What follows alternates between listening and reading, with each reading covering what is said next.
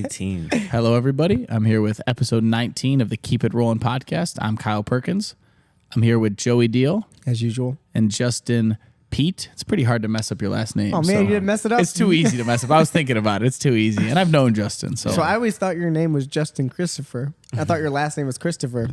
Because he always went by Justin Christopher. Well, that always confused me about who you were. Because like I saw you online, you were Justin Christopher, and then just one day I was like looking at you, I was like, I know him, and then I was like, oh, it's Pete. I was like, I know him from high school, yeah. So you knew him from high school? We played each other in football in high school. I think I heard that. Yeah, so I remembered your name, and I remember playing against you. So it was funny how the change of name switched it for me. So. Yeah, so I have three middle names, or three first names. I'm sorry. Okay. I have three first names: Justin, Christopher, Pete. So it's kind of hard to mess up. I like Justin Christopher. That's like a solid, strong name right there. Justin Christopher. Yeah, it just flows, right? Yeah, it works. Yeah. Wait, so let's start with that though. You telling me you guys faced each other in football? Yeah, high school football. Yeah. Anyone who listens to the podcast knows Justin Kyle loves football. Well, Justin might love football just as much as me, or maybe more. I mean, he was definitely better at football than I was. He was better? For That's sure. what I was going to ask. Oh yeah, for sure. I wasn't that bad. I was You're pretty decent. good, huh? Yeah, I was really running back. Well, it was. I think you were probably a year or two younger than me. And I just Johnsburg. Yeah, so it was that would have been my sophomore year, I believe. Yeah. My sophomore year, we played Cary. And I just remember like the scouting report was they had this one kid, CJ Fedorowicz, who went and played in the NFL, and then it was like they had this really good sophomore running back. That was exactly what it was. It was those two, yeah. Yeah, it was back in the day when we played in the Fox Valley. So like Johnsburg right now, they play in a very small conference. So we were with the big boys. We were with like Cary Grove, Huntley, Crystal Lake South, Prairie Ridge, like all those big schools, those are good 6, schools. 7, 8A schools. So we were a little 4A school. So it was a little bit hard. We had like 500-600 kids in our school, and we were going up against kids or schools that had like it's crazy. 2,000. So Johnsburg, right? So Johnsburg's had a lot of like really big talent. Yep. Come from it, but it's such a small school. Yeah. Right? Like, I mean, people who played in the NFL. Yeah. That Fedorowicz went to the NFL. Yeah. So NFL, our quarterback, Jared Grundy, he actually played. Grundy, yeah. He got drafted to the major leagues in high school, but he turned it down and then ended up playing in college and then got drafted again later. To the Oakland A's, which is really cool. And then we actually have some, obviously, Clay Guida. Yep. Yeah, Clay, that's all. Clay coming from Johnsburg. And then we also have crazy. Some really good wrestlers. They actually transferred, before they went to Johnsburg, because Johnsburg never was really known for having a really good wrestling program. So big name like Tony Ramos. Okay. He was supposed to be a Johnsburg kid. He bounced out. Yeah, he ended up going to. I remember that story. so People were upset. A lot of wrestling talent, a lot of talent just in general. It's crazy. Johnsburg. So my whole family's from Johnsburg. Oh, really? My mom, she grew up in a lot of places, but she lived a lot of her life in Johnsburg. Okay. My brother lives in Johnsburg still. He's moving soon, but they grew up in Johnsburg. It's like such a small, little, tiny town. I would always get your high school and Johnsburg confused. Jacobs? You went to Jacobs, yeah, in Johnsburg, yeah. So, man, football. Who would have thought? Yeah. So you guys face each other. How was that game? What happened? They won. Yeah. They won? But listen, they were supposed to win. You were defense. He was offense. You tackle him. No, he ran right past me at one play. I remember that. It's on YouTube. It's on YouTube. Maybe we'll clip it. Yeah, maybe we should clip it in there. Oh my god! Yeah. There's an actual video of you guys. I just juke him out. I just remember he just caught the pass in like the open field, and Justin was like 10 yards in front of me, and I remember just like breaking down, and he just like cut the other way, and I was like, yeah, I can't catch that kid. It just ran right past me. What we should do is we should do like a web redemption. And have you guys redo it? You'd run over me again. I tried my best. So, yeah. Put helmets on. Yeah, no, I think it was like something pretty big. But like I think you and Fedor was the other one to score touchdowns in the game. Yeah, so we kept it close. I remember this game because it was the first time we played on a Saturday. I guess Cary does this weird thing where they have their homecoming game on a Saturday afternoon. It was really cool. During the day. It was really cool. We played there. And we kept the game very competitive up until the third quarter. Because you all knew that Cary Grove. They were the team to beat. I mean, every year Cary Grove is. At least that's what Kyle's been saying. We were pretty good. For 18 episodes, you've been talking about how good your team is. Confirmed. Yeah. I mean, they just won another state championship last year. So wow. They're a powerhouse. So and like in my mind, I always thought wrestling is obviously a big part of your life still. Yes. Was in high school wrestling not as big for you? Oh no, it was actually just as big. I just thought football was going to be my avenue. I actually started wrestling late. I didn't start wrestling until 8th grade. Really? Most people. Most people already have been wrestling for 5 years, 6 years. Yeah, exactly. So I started in 8th grade, and the way I figured it out that I wanted to wrestle was actually in gym class. So in middle school, when I was in middle school back in the day, we're all older, so we can say back in the day, we would have gym class and we'd have 2-week segments. You know, it would be like hockey, basketball, and floor hockey. Floor hockey. Floor hockey was the best. We had my shin still remember. The little sticks. And we had the wrestling module, and they were like, "Hey," they rolled out the mats, the little fold out mats. I remember that. And I was just beating all these kids up. They're like, "Hey, maybe you should work on your double leg and stop working on your jump shot." Okay. And I wasn't the best basketball player, but I think just loved it. It was a good trade. You traded correctly. Yeah, correct. No offense to basketball people. We haven't had a single person who likes basketball on the show yet. No, Really? I can't believe we did. I think it's a hard transition to jiu-jitsu. I is, mean, literally a sport where you spend the whole time on your feet. We should talk to David. David played some basketball. David, he did competition class on Friday with this guy, David. Big guy, really big. Yeah. But he played in college basketball. Oh, that's He's what's like up. a forward or something. Yeah, you can tell he's like a Bill Lambier forward, just a rough, big guy. monster Huge, dude. really tall. But yeah, it just like doesn't translate to grappling so well, right? I feel like it would translate really well to boxing. Could. Yeah, because remember one of the and you're always moving backwards for defense, so they're used to moving backwards, walking. Nate Robinson? No, he's a football. I mean, yeah, Nate Robinson. That was basketball. That didn't go well. Yeah, that didn't go well. There you go. I think evidence is providing that doesn't work. Yeah. Yeah. So middle school, 8th grade, Marlow Middle School in Huntley. That's where I went. I was the first state qualifier, so it was just kind of crazy. In high school? No, in middle school. Okay. So that's when So I wrestled all 8th grade. I remember just winning my first couple matches. What middle school did you go to? Did you go to Lundall? No, middle school. Yeah, Cary Okay, Middle you went to Mary. School. Okay, so you no, Foxford Grove. I went to Foxford Grove Middle School. Yeah. Okay, so we never played I legitimately don't even remember. Where'd you go? It took me a while to remember. Algonquin Middle School. Because we're all in the same area. I went to Marlow, which was in Huntley. Algonquin Middle School. Okay. Yeah, I went to Foxford Grove. We were the Redskins? What were we? We were the Eagles. Yeah, we never played you guys. Yeah. I think we had a Native American as a mascot. We still do. Probably not. Not Probably anymore. Maybe not. I don't know. Yeah. I haven't been there in a while. That's funny. Yeah, so it was crazy because I only knew like 2 moves. I knew like the cow catcher and like a couple other moves. And it was just crazy because they were just all like, hey, you can be a really good wrestler. And I just remember winning my first couple of matches. Then, I was like 4 or 5-0, and then finally like ran into someone really, really good. And he was like my rival for a little bit. Nice. His name was Chris Horton. He was like a really good kid. You still remember him, huh? Yeah, we still awesome. talk to this day. I actually coach one of his nephews. No way. Yeah, it's kind of cool. It's kind of crazy how that full works. circle. But so yeah, we ended up. I ended up being the first state qualifier, and it was crazy because I had to beat this kid. He had like a nickname. It was like I forgot his nickname, but they would come in the Strangler. Yeah, he was from Fox Lake, and they were just like, yeah, this kid.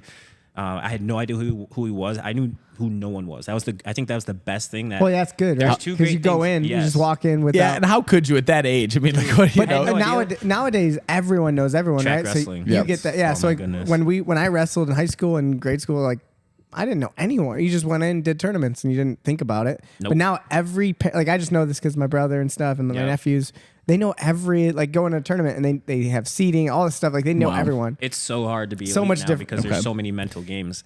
So I think me Kids being get in their head a so lot. new to the sport, I didn't know anybody, right? So for me, I just went out there, just competed just to compete, and I beat this kid. I guess he was like a 2-time state champion. Nice. And I like the next year I found out like he ended up quitting wrestling because he didn't qualify for state because I beat him. So do you think it kind of went through your head a little bit, like you wrestled in the gym and it went well, and then it was just like every match ever since then was just like, yeah, there's another person like I'm wrestling in the gym. Like you never made it too big of a deal in your head. Yeah, I mean, I think eventually, it started to catch up as far as like the mental part of it. Like, yeah, you start to be like, oh man, start putting pressure on yourself. Yeah, there becomes pressure because you start to understand the game. You start to build relationships with people. You start to get around coaches. You start to get around the game a little bit more.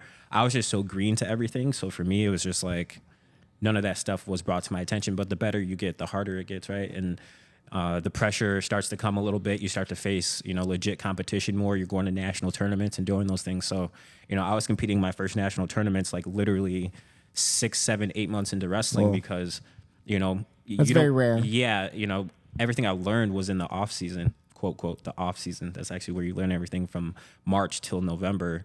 You have the freestyle Greco season, and the club I actually coach at now is the same club that I started with, ISI Wrestling in 2007.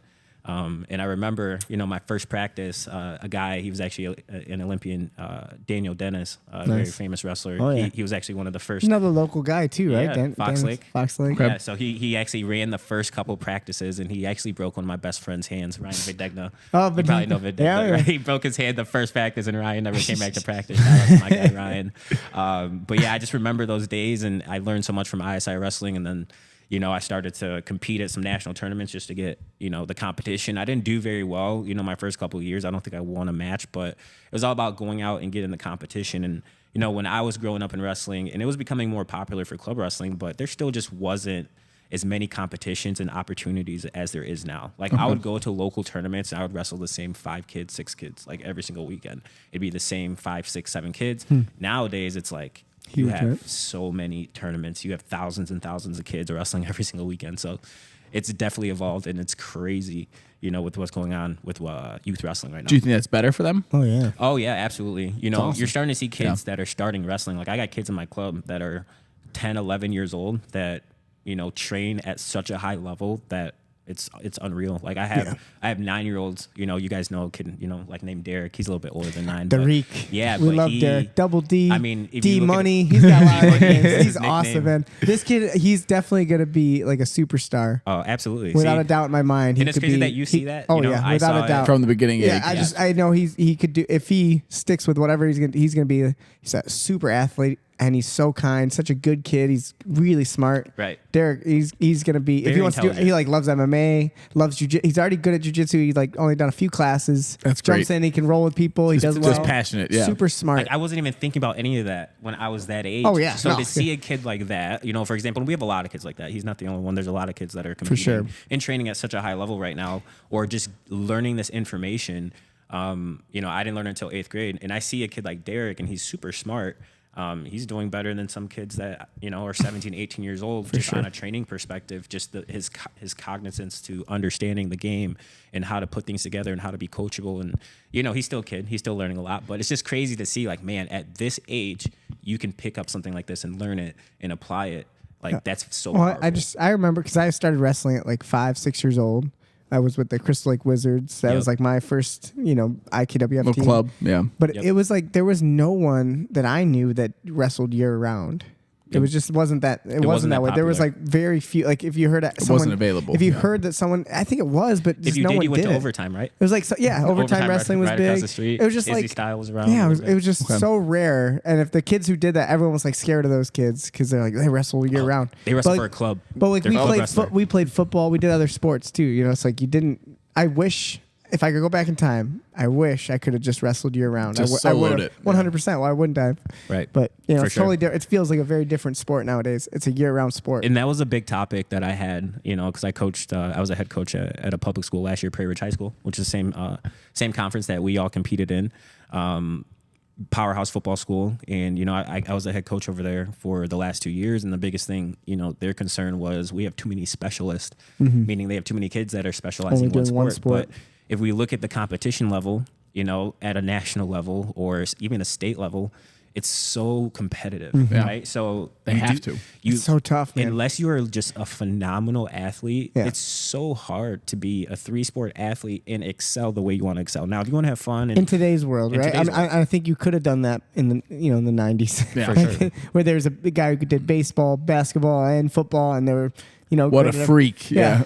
The level's just lower. for you sure. know? So I always preach, to our kids, we've never ever told a kid to ever, just do wrestling. Yeah. We don't even have the. You want to advocate for them to be well-rounded fun. and have fun, enjoy 100%. what you're doing. But what I've been seeing so much is these kids are so smart. I've had 4 or 5 very high-level athletes that I think can do really big things in wrestling decide to give up their own sports that they're so good at, they've been playing their whole life, for wrestling, because they see the future of where they want to go. They compare it, hey, here's my future in wrestling, here's my future in, these other sports, baseball, football, etc.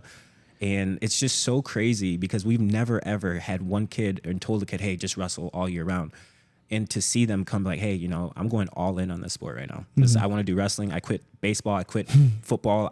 I just want to do wrestling. This is what I want to do. I'm committed. And they're 6th, 7th, 8th grade. And these are decisions like they're talking with their families and they're like, this is what I want to do. Well, I think it's that insane. also says a lot about the climate for wrestling. The fact that like with grappling being as big as it is. For sure. Just to bring it back into jiu-jitsu and MMA being big. People see a little bit more future with wrestling They see that what's was possible. never there before. It was just pro wrestling. Yeah. So like if you weren't going to be Olympic level, why would you stick with? Why would you if you had a chance at being good at baseball, like legitimately good enough to play like in a league and get paid money, it's hard to sell you on wrestling. Yeah. Because wrestling you have to pay to go do. Like Yeah. you're not going to make money off of it. For sure. But now there's at least some It's avenues. not just Olympics or bust anymore. Now there's a few options, and not that it's that lucrative, but it's actually getting really crazy. I mean, you got and now even wrestling is becoming a little bit more. you got guys that are going to regional training centers, after they graduate, and they're getting paid $5,000-$10,000 a month to train at these facilities Wow. to try I to love make an that. Olympic team. So you can That take was it never there before, right? I No. mean, and now with the NIL stuff, What's Scott, that's now the college athletes or high school wow, athletes. wow. can get paid. Yeah, see, Joey doesn't. Joey don't watch Sports Center I don't no watch more. Sports Center, okay. man. So Inform me. What did you say? What was it? So for years you couldn't pay the athletes. play? You couldn't pay the athletes any before. You're talking about College college athletes. Yeah, Okay. now college can pay athletes. They can. And now because they can, the Talking kids about Johnny Football. kind of. Yeah. Well, but Stuff like that. If Johnny That's what I'm Football thinking of. would have been around while these deals were going around, Johnny Football would have been an 18-year-old millionaire. Yeah. So let's say it like this. So a top quarterback in the NCAA right now costs about $3 million.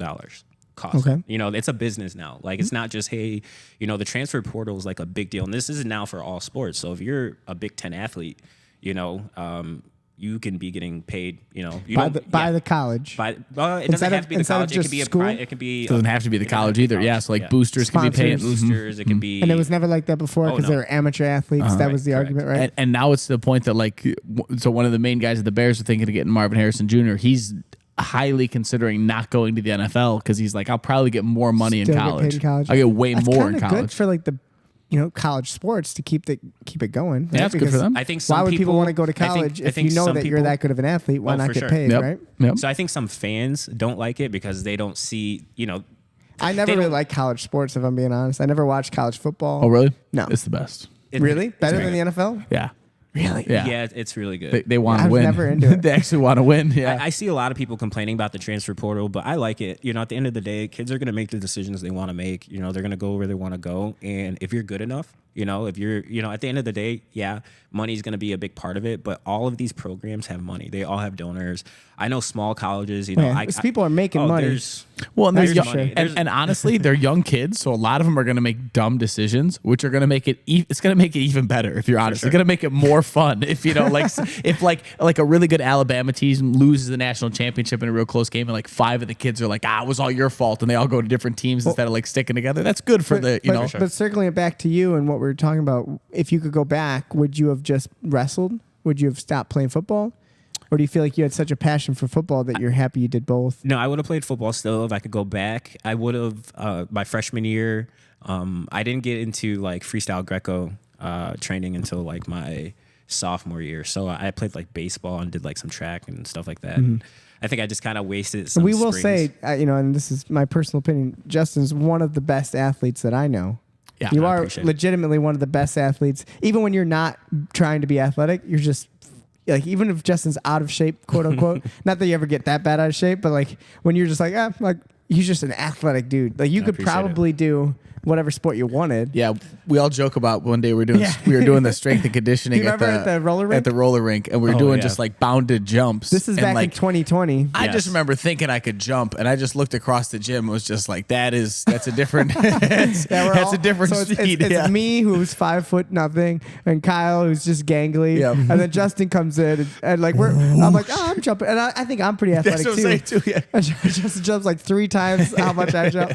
That was fun. And like those are like good lands memories, gracefully. Yeah, Though. Think about that. That's was like fun. where we first started hanging out and getting together and training. Yeah, and taking training to that. Yeah, man, we got next level. That So was good. hold on, really quick. We gotta take a little break, real quick, because I gotta do something with the podcast. So 1 second, we gotta pause this. We're back. We're back. Sorry about that. We just had some recording issues. Yeah, we're I'm still learning. Technical difficulties. I'm No. doing all this by myself, Kyle. I don't It's think all- you. it's you all- know. it's all I've the been working data. a lot of of editing, technical. a lot of tech stuff. Yep. I can barely hang a medal. The posters went up good. Actually, the medals are still not hung. There's just Yeah, one. they fell down. There's There's just one medal hanging hung up. He walked We're away. trying. We're trying our best. But we're back. We're back. So yeah, let's keep going. Where are we at? I think we were talking about the transfer portal. Right? Yes, Yeah, yes. a little bit. And I don't then even know what we you're were talking talking about you wrestling, just doing wrestling. You also, like you said, you'd still be playing football. Yep. Yeah. So football was the sport that you thought you would make it like professional in your mind. You were like, I'm going to be a professional football player. For sure. Yeah, definitely. I think that was definitely in my head for a while. First was just, getting a scholarship and playing. And, I had a few, pretty decent looks. And, college football was going to be my next path, even up until, honestly, it came down to my last match of high school, my senior year. That was my last. That was my That's what made the decision. choice between wrestling in college versus playing football in college. Yeah, so Wow. I figured out how just emotionally invested I was in wrestling. I think you guys can relate to, being the grapplers and, Joe, you wrestled, so you understand just the emotional and intimate relationship you have with the process. Even when you go out there and you just recently both have competed, you leave a piece of your heart out there every single time, and there's so much that goes into that. And the thing I loved about football was my team, the team aspect, the brotherhood, the all of us, like we had a really good team. So for us, it was really fun. It was really enjoyable. We had great relationships. And it's not like that in college. You have 150 kids on a team in college. You guys travel in 5 different buses. If you're offense, you hang out with the offense, you hang out with the running backs, quarterbacks hang out with the quarterbacks, linemen hang out with the linemen. So it's not that same feel. And I knew that, and I was You like, knew that okay. going into it, you were Right. like, it's not going to be the same. But my last match, so I was ranked top in the state.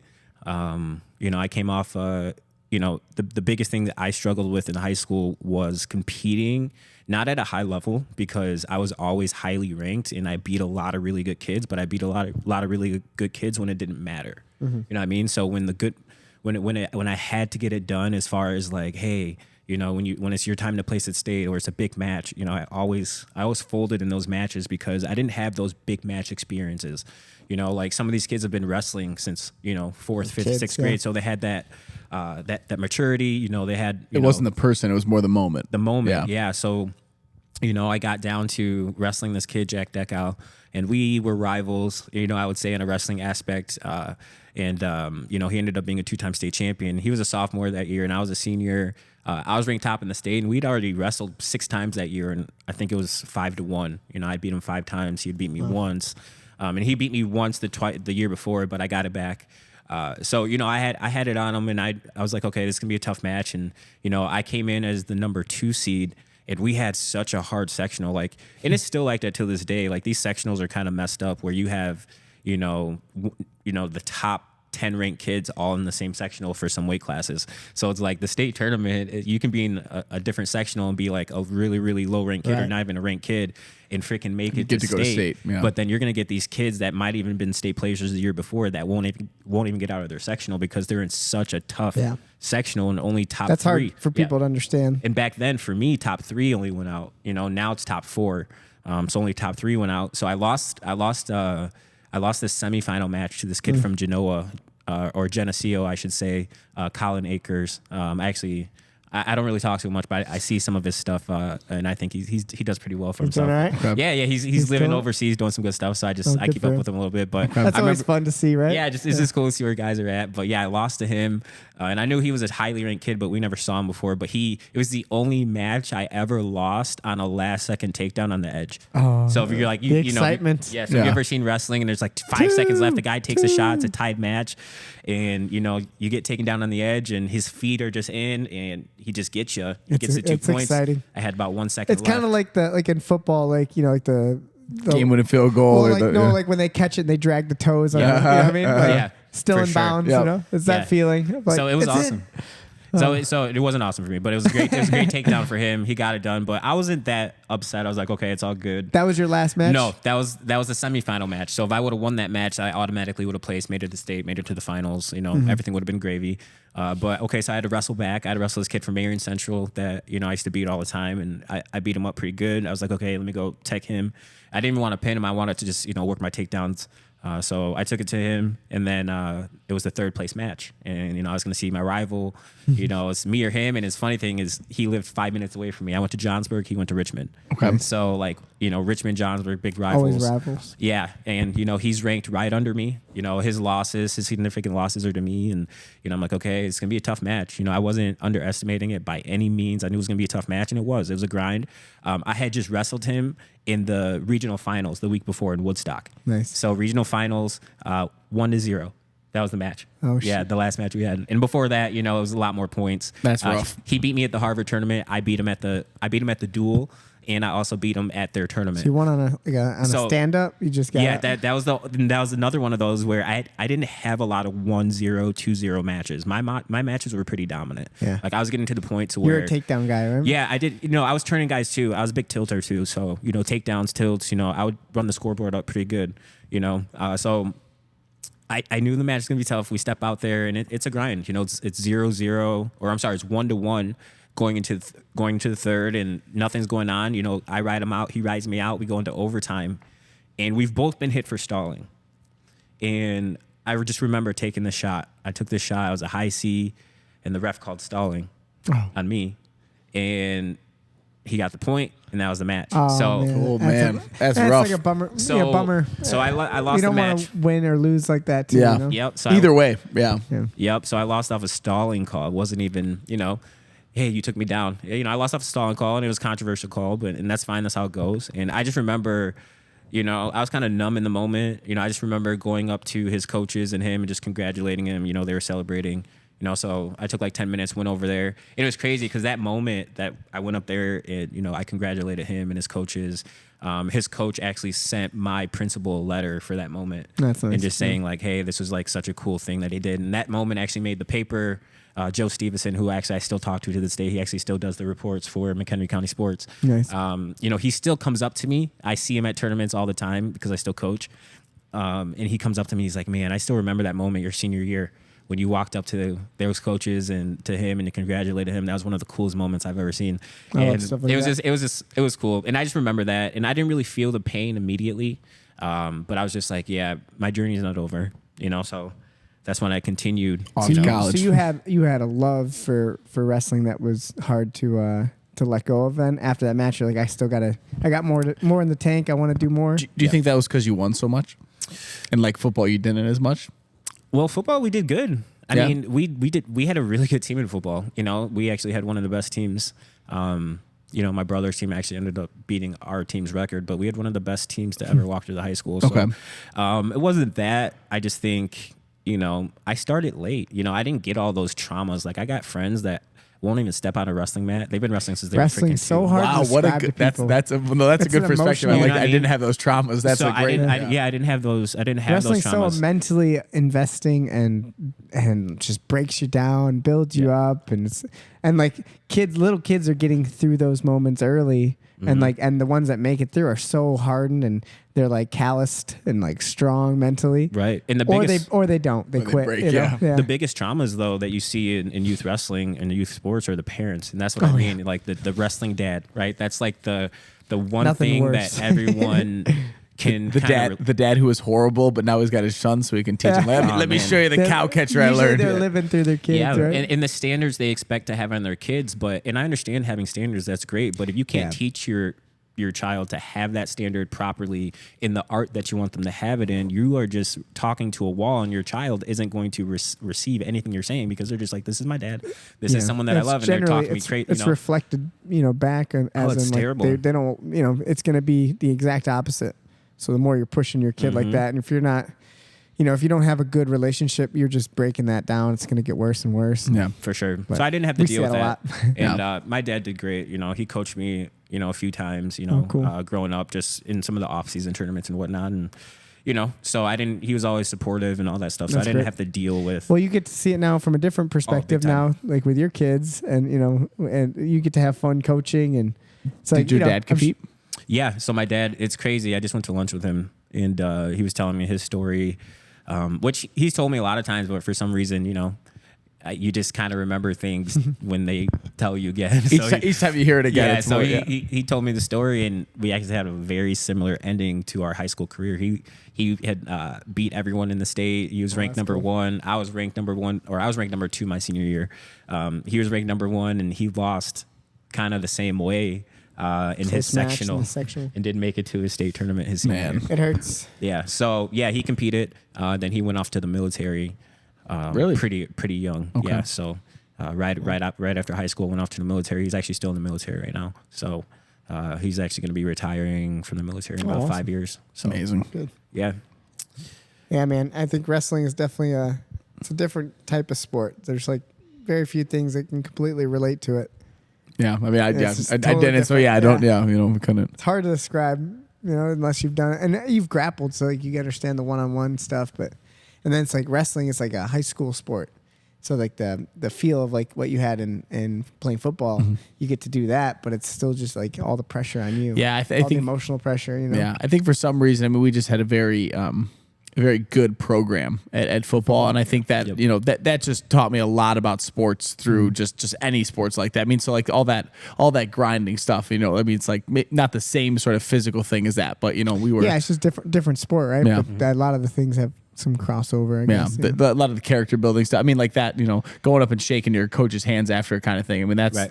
I don't, I didn't do wrestling, so I don't know if that was taught for you. But like that was like just, Now, you some shake kids are every player's assholes. hand after Right. the game. It's Absolutely. like those are things you're taught in football, and we're very, like Yeah, we used to character. get like reamed out if you took your helmet off during the game, like at yeah. all. Even if you're on the sideline, they would. That's cool. Yeah, so Yeah, I you like on. it. For sure. So we've talked about a lot of history, but let's go with our first question of the podcast. Yeah. Usually, how'd your rolls go today, Justin? How do you feel? They went good.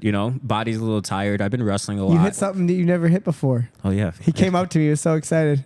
Yeah, I hit a flying triangle. He's like, I hit a flying triangle Yeah, today. it He was like so- came up to me. He was so excited. It was one of those things. It was just so smooth, and I wasn't expecting to. I was like, I'm gonna go for it, and I'm probably gonna miss it. But I actually landed it and actually finished, and it was Felt great. good, right? It felt good, and I was trying to keep the position safe because you jumping on someone's head that can be not safe. So I'm like, okay, we're training. I don't want to go all out at it because I don't want to hurt my training partner, and I want to make sure I keep safe. And it was just great how much control I had over it because I kind of stopped myself a little bit, but I still caught it. And it was just nice and And perfect. it's cool to see the evolution in your jiu-jitsu game, from the day I met you. Oh, yeah. To now, like you're legit, like you actually do jiu-jitsu now. You're not just a wrestler who's doing submissions. For sure. You got a legit jiu-jitsu game. You Yeah, play working from your on it. back. He's got good guard retention, hard to pass his guard. Yeah, that's why I noticed your guys' whole play great. around your Yeah, head. it's It was great, really man. good. So Yeah. it's cool to see. Using those feet and I love it, as man. hooks like you do, Joe. Yeah, you're man. sticky. Got I was like, I couldn't get all up. It was Yep. awesome. Yeah, man, I love it, dude. I'm so happy that you're embracing jiu-jitsu as like a game. And I think that was a conversation we had a long time ago. Was like, just go roll a little bit. Don't over stress it. Don't think about it as a competition. Sometimes just go play. And I can see how much your game's evolved. Yeah, I'm having so much fun. It's definitely a huge part of my life. It's just like wrestling. It's a lifestyle. Jiu-jitsu is like my way to kind of escape, get away from things that I might emotionally deal with, but also keep my competitive edge up. Continue to build something that is important to me. Build a skill set. Become a better athlete, become a better grappler, compete at a high level. But there's just so much that kind of goes into finding your niche in jiu-jitsu and MMA and training in general. Here at RMMA has definitely been my niche. Everything that we do under this roof has been. He's getting ready for his blue belt. I told you about that. No, you didn't tell me. That's good. Blue belt test. We got to do it. Much deserved. Much Much deserved. deserved. Like it's and everyone Formality talks, at this everyone point. talks about it. Yeah, it's like what do you got to do? And it's like Justin's a blue belt. Yeah. Without a doubt. It's just it's a matter of like, of course you don't train much in the gi, but we're not that's not the criteria in my mind. It's not the most important thing. It's like you have to train so many hours in the gi or nothing like that. Your skill level speaks for it, and it's like for me it's just a cool moment for you because. You don't get many moments in jiu-jitsu. You get your blue belt, purple belt, brown belt, black belt. Like there's these giant milestones. And it's just fun for you to think of see the progress. Time for you to get your second one for sure. You need that big milestone. Yeah, You've definitely. earned it. Definitely. So that's gonna be fun. Especially because you guys make me compete in those purple belt Yeah, divisions. we make them. We bump them up. Well, because it's not is great. fair, man. I love it's not it. I love fair. it. If you went and did a white belt tournament, it's just that's the problem with the belt system. It's like Justin's not. You are a white belt. In terms of no one's giving you a blue belt, but you're not a brand new guy who's never competed. I mean, you've wrestled at high level. It's hard to say fought MMA. collegiate wrestler's not a purple beltist.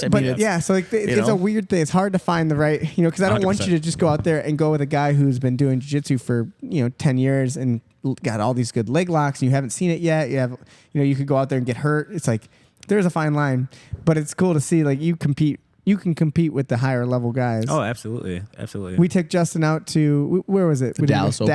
The Dallas Open for ADCC. That was a blast. That was awesome. Really well. He's done some local tournaments. Yeah, I beat a couple purple belts out there. Yeah, Out in, he loves Texas. Yeah. it. Yep. Yeah, no, it's awesome. Local competitions. Yeah, you've really worked people locally too. Yeah, too much. That's Yeah. why we're like, we got to bump them up. Yeah, We're we on had the to bigger find side, something too, because I advanced. think the guys I was competing against were like 205 to 215. Yeah, And I'm, we sitting bumped you I'm up. still sitting in the 90s. You know, Yeah. I know I compete a little lower, but it's good to Hey just man, feel if you those want to bigger get big, bodies. get big. You can get big, get We could huge. get Go you up to Gordon Ryan 230. style, baby. Why not? Ooh, I don't know. Can you I feel imagine? good in the 80s and 90s. I feel like mid 80s. I feel really good. Actually, I in do the want to mid-80s. ask you, what's the heaviest you've ever been? Like 205. 205. Yeah. And with some muscle. Actually, no. Actually, I went through this time in my life. I probably got up to like 215. Okay, that's your heaviest, right? Yeah, this was like maybe 2013, 2014. Yeah, 2014, 2015. Yeah. So you've had some mass because I can tell, like, you can always feel when someone was big. Yeah. So like even when you were like 185 or 170, like when you're cutting weight, Yep. you're just a big dude. A big, strong dude. Yeah. Yeah. Like yeah. you can tell. yeah, he knows. Yeah. So Yeah. I lifted a lot growing up, and then Football, I'm sure too. You had to be big. Yeah, football lifted a lot. College lifted a lot, and then ended up getting in some trouble. So ended up lifting a lot. Okay. There as well, I feel free so. to talk about it. We'll talk more about like some origin stuff as we go. Yeah. But let's finish this little idea about training right now. So your rolls today felt good. We got some video. We're gonna do like breakdown stuff, which is really fun. We recorded us rolling with Justin, and we'll put it on the podcast of us breaking down. Yes. What about Cindy asked me the other day? She goes, "Why can't I listen to this episode that you and Taylor are?" I'm like, Pay "There's for it." there's paid membership, Cindy." Tell Cindy she needs to cough up Yeah. $3. I got $2.95. Come on. Yeah. Come on now. Come on, Cindy. Just Yeah. kidding. We love Cindy. But We love your money more. what is like the goals then? Maybe for like jiu-jitsu. Just for right now, we'll talk about jiu-jitsu. Do you want to do some competitions this year? I know wrestling season's still kind of going. When does that slow down? So it doesn't slow down. So we go 12 months out of the year, but this is like the important season as far as their memories and what they kind of work for in the quote unquote off season. I say quote unquote because there's not really an off season, and in that quote unquote off season is actually where you get really better, or a lot better, I should say. But yeah, This they is kinda, like the high school I would time, say though. it becomes more flexible after March. Okay. Right after the state So tournament. states are in February, right? Like end of February. March. Okay. March. So K through 8 is February, and then early March, you're looking at the state tournament for high school, or late February, I believe, actually.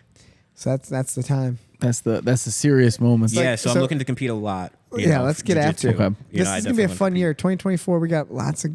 I mean, every month there's gonna be something. So we can always I'll find definitely be something. competing every month. Yeah, we'll get for after sure it. at minimum. Good. Yeah, you'll love it, man. Yeah.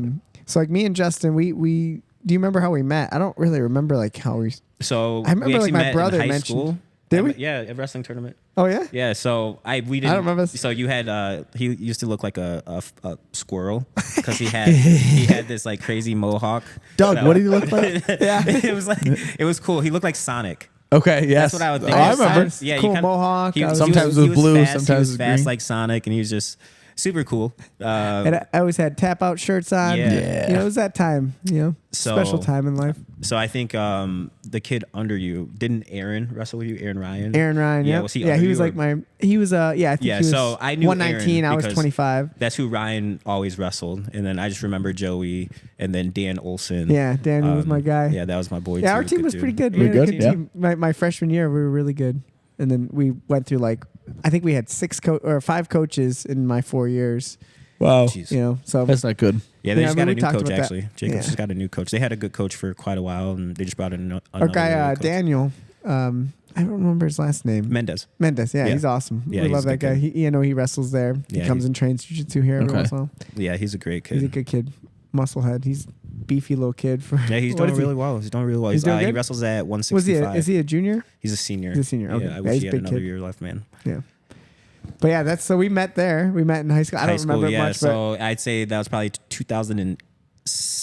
but yeah, I graduated 09. You graduated 10. Yeah, Yeah. 2010. So, yeah, I remember Jacobs High School. We Yeah, so wrestled there. like we didn't interact much. I went right into fighting. I fought a bunch, and then I remember my brother mentioned you because I don't know. I think it was ISI. I'm sure. But he's like, man, Justin's getting into fight. This guy, Justin, he's a wrestling coach. He's getting into fighting. Because I think you did like 2 MMA fights in Florida. And my brother was talking about like you can't train with Justin. Get this guy. No, he's like you can't roll it. He'll break you. He'll kill you. He'll kill you. I was like, yeah. I mean, like, it's like I'm used to everyone trying to kill me. It's like, yeah, it's normal. But my brother's like, no, he's a monster. Like I guess you wrestled. My brother wrestled with you once, just kind of playing. Yeah, so he was coming to the ISI room. Yeah, and he was like, dude, Justin just grabbed him and squished him. And I think you were a little bigger back then too. Like, yeah, that's when you were at your 200-ish. Yeah. Justin was jacked, huge. Just threw your brother around. Yeah. Poor Jack. And my brother's super strong, good, wrestler. He's an older guy though. He's like, just looking out for you. Yeah. So he's like, yeah, you got to be careful, man. And I don't remember. Then how did we I ended up connect? messaging you because I was training and I was just like, okay.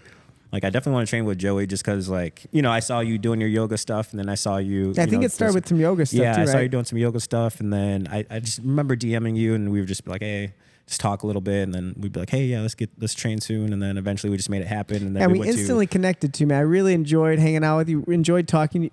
I'm just someone who I generally, like, if someone reaches out, I'm always gonna be friendly. Yeah. I don't like have that like exterior, pretty open. I don't know this guy. I'm always gonna be open, but like if I didn't, if we didn't connect in like the way we talked, to have fun and training wise, but like instant, I was like, oh, Justin's awesome. We're gonna have fun. Absolutely. And we were like right away. I think we met up at Timbo's basement. Timbo's basement a few times. Great times. Nolan was there too. Yeah, Nolan was hanging out. Ender every once in a while came out. Yeah, Ender. Yep. That was fun. I mean, it was like 2020, right? So this was 2020. That was the like COVID. pandemic That was the time. COVID. Man, we had so much fun, man. So I remember us. We'd even go to in Johnsburg. We'd go to Jared Carlin's. Yeah, so that's place where we were having ISI at the time. at ISI practice. Yep. And me and him. That's when we started doing some MMA stuff. That big barn. Yeah, Yeah, that was Big barn. cool. Did That you place ever is come out awesome. there? Yeah, I came out there a couple times. Yeah. Yeah, I've that was super really fun. nice. Yeah.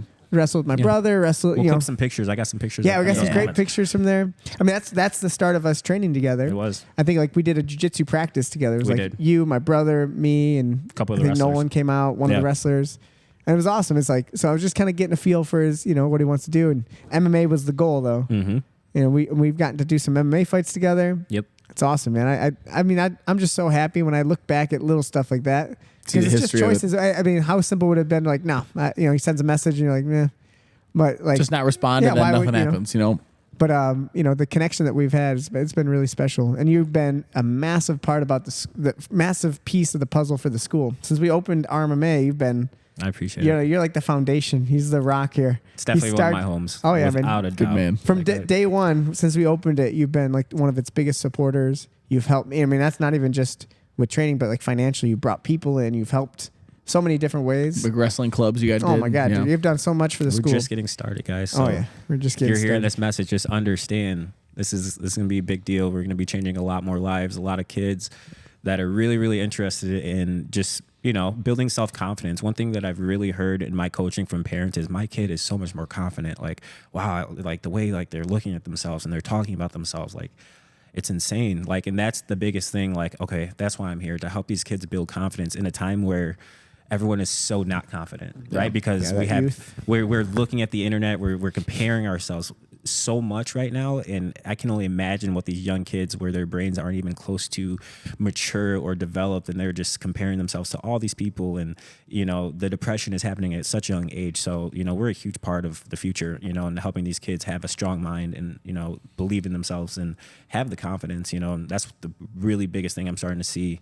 So I'm just super happy that we're able to bring build a bridge. Yeah, that's my big between goal, the man. wrestlers and the jiu-jitsu community. Yeah. I think that's where our special spot is. Yeah. Oh, yeah. That it's I love the it's youth. out there. It's people are doing it, but just not too much completely. around here. Yeah. And not around here. I mean, so that idea of being able to blend this into just one major sport called grappling. It's almost Mission separated. Yeah.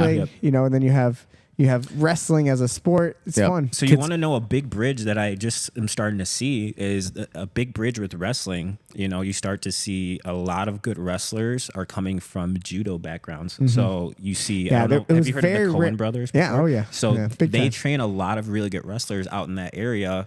And you see their styles a little different. Right. So you see as they're wrestling with a little bit more upper body stuff. Exactly. And I love that style. So I'm starting to see what we can do with To add wrestling that and in. jiu-jitsu. Oh yeah. You know, I mean, it's all so like, and jiu-jitsu is an evolving martial art in terms of, I'm talking about Brazilian jiu-jitsu, or you can call it jiu-jitsu, but the evolving side of it is the stand-up. How much wrestling's getting into it it's like now? the sport of jiu-jitsu is so specific, and depending on the rule set, there's like different rules, but it never had its own style before. And jiu-jitsu always, for the last 20 years, is if you wanted to get good at your stand-up, you would either go seek a wrestling coach or go seek a judo coach, right? So you would add elements of wrestling, add elements of judo into your jiu-jitsu game. Makes sense. But at the end of the day, it's probably not the best way to do it. Right. The best way is to evolve it into the rule set of jiu-jitsu, which is different. Mm-hmm. So there's a lot of like the sacrifice throws and takedowns those make the most sense. So there's a lot of things that are really like the sport of jiu-jitsu is now evolving to have like a style of takedown in itself. right. And I think it's a really good style. Like there's some good things about it. There's some bad things about it for wrestling, obviously, but For other sports, but yeah, I mean, but what sport are you it's become doing? its own takedown game. Absolutely. It's really cool to see, and I think it's It's so fun. Yeah, I mean, it's a lot of hand fighting. It's a lot of like the style of it's more gentle. That's what jiu-jitsu Mm-hmm. is, but it's not this like hard paced wrestling match. It's almost like slow pace. And you're great. It's a at, true art. You have it. Like you naturally have that like jiu-jitsu style stand up, which is hard to take down when you want to be.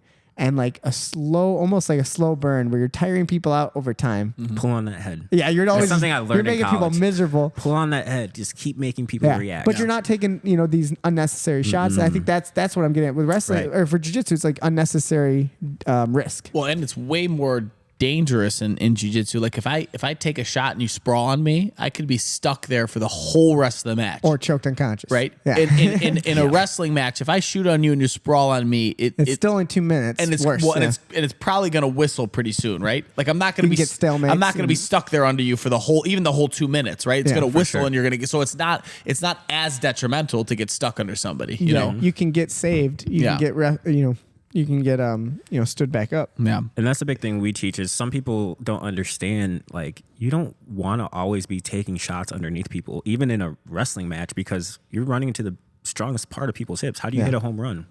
With your arms? Nope, with your hips, right? Yeah. Your hips do all the work for a lot of the motions, right? Wait, were you talking about baseball? We wish Jay was here so we could laugh at him. The hip Shut up, mechanics Jay, are wherever you're at. Jay. He's with his family. Shout out, Jay. Shout out Jay and his family. But getting outside the body is just more realistic Yeah. to getting to your finishes, right? Now you can, put someone, make them more off balance. You're not dealing with the strongest part of someone's body, the hips, and I just feel like there's a lot more Yeah, options. we've made that kind of the general idea and goal, especially for someone who's never wrestled, is just to spend as little time carrying someone's body weight in wrestling, in the wrestling exchanges, I should say. So Right. like you don't want your arms extended and you're holding someone. The more time you spend there, you're losing. Even if you win that exchange, you're probably more tired than the other guy. For sure. And now the match continues. That's a lot sure. of your money, you know? Yeah, you're spending money. And I think my wrestlers can attest to this a lot. I let a lot of people shoot on my legs, right? Yeah, you're and I great let a at lot of people just hang and hang and hang, and it's so tiring You're hanging onto legs. like wrestling with you, and again, like I do not like wrestling with you. I would not just do a wrestling match with Justin. But I've done enough now. Like even when we used to spar together a lot, Right. we would like try to I just try to shoot on you. It's just like, man, everything just touching Justin is tiring because like he'll put an overhook on and put his weight. He knows Draining how to you. distribute weight well. When we are on the wall, that's like another master class of ideas. Absolutely. Wall work is a whole nother little topic Huge. that I love as like a skill. Such an art. But you got a really good style of just kind of making people work hard, even like getting down to a knee, letting someone get you down to a knee and then back up and like making them work.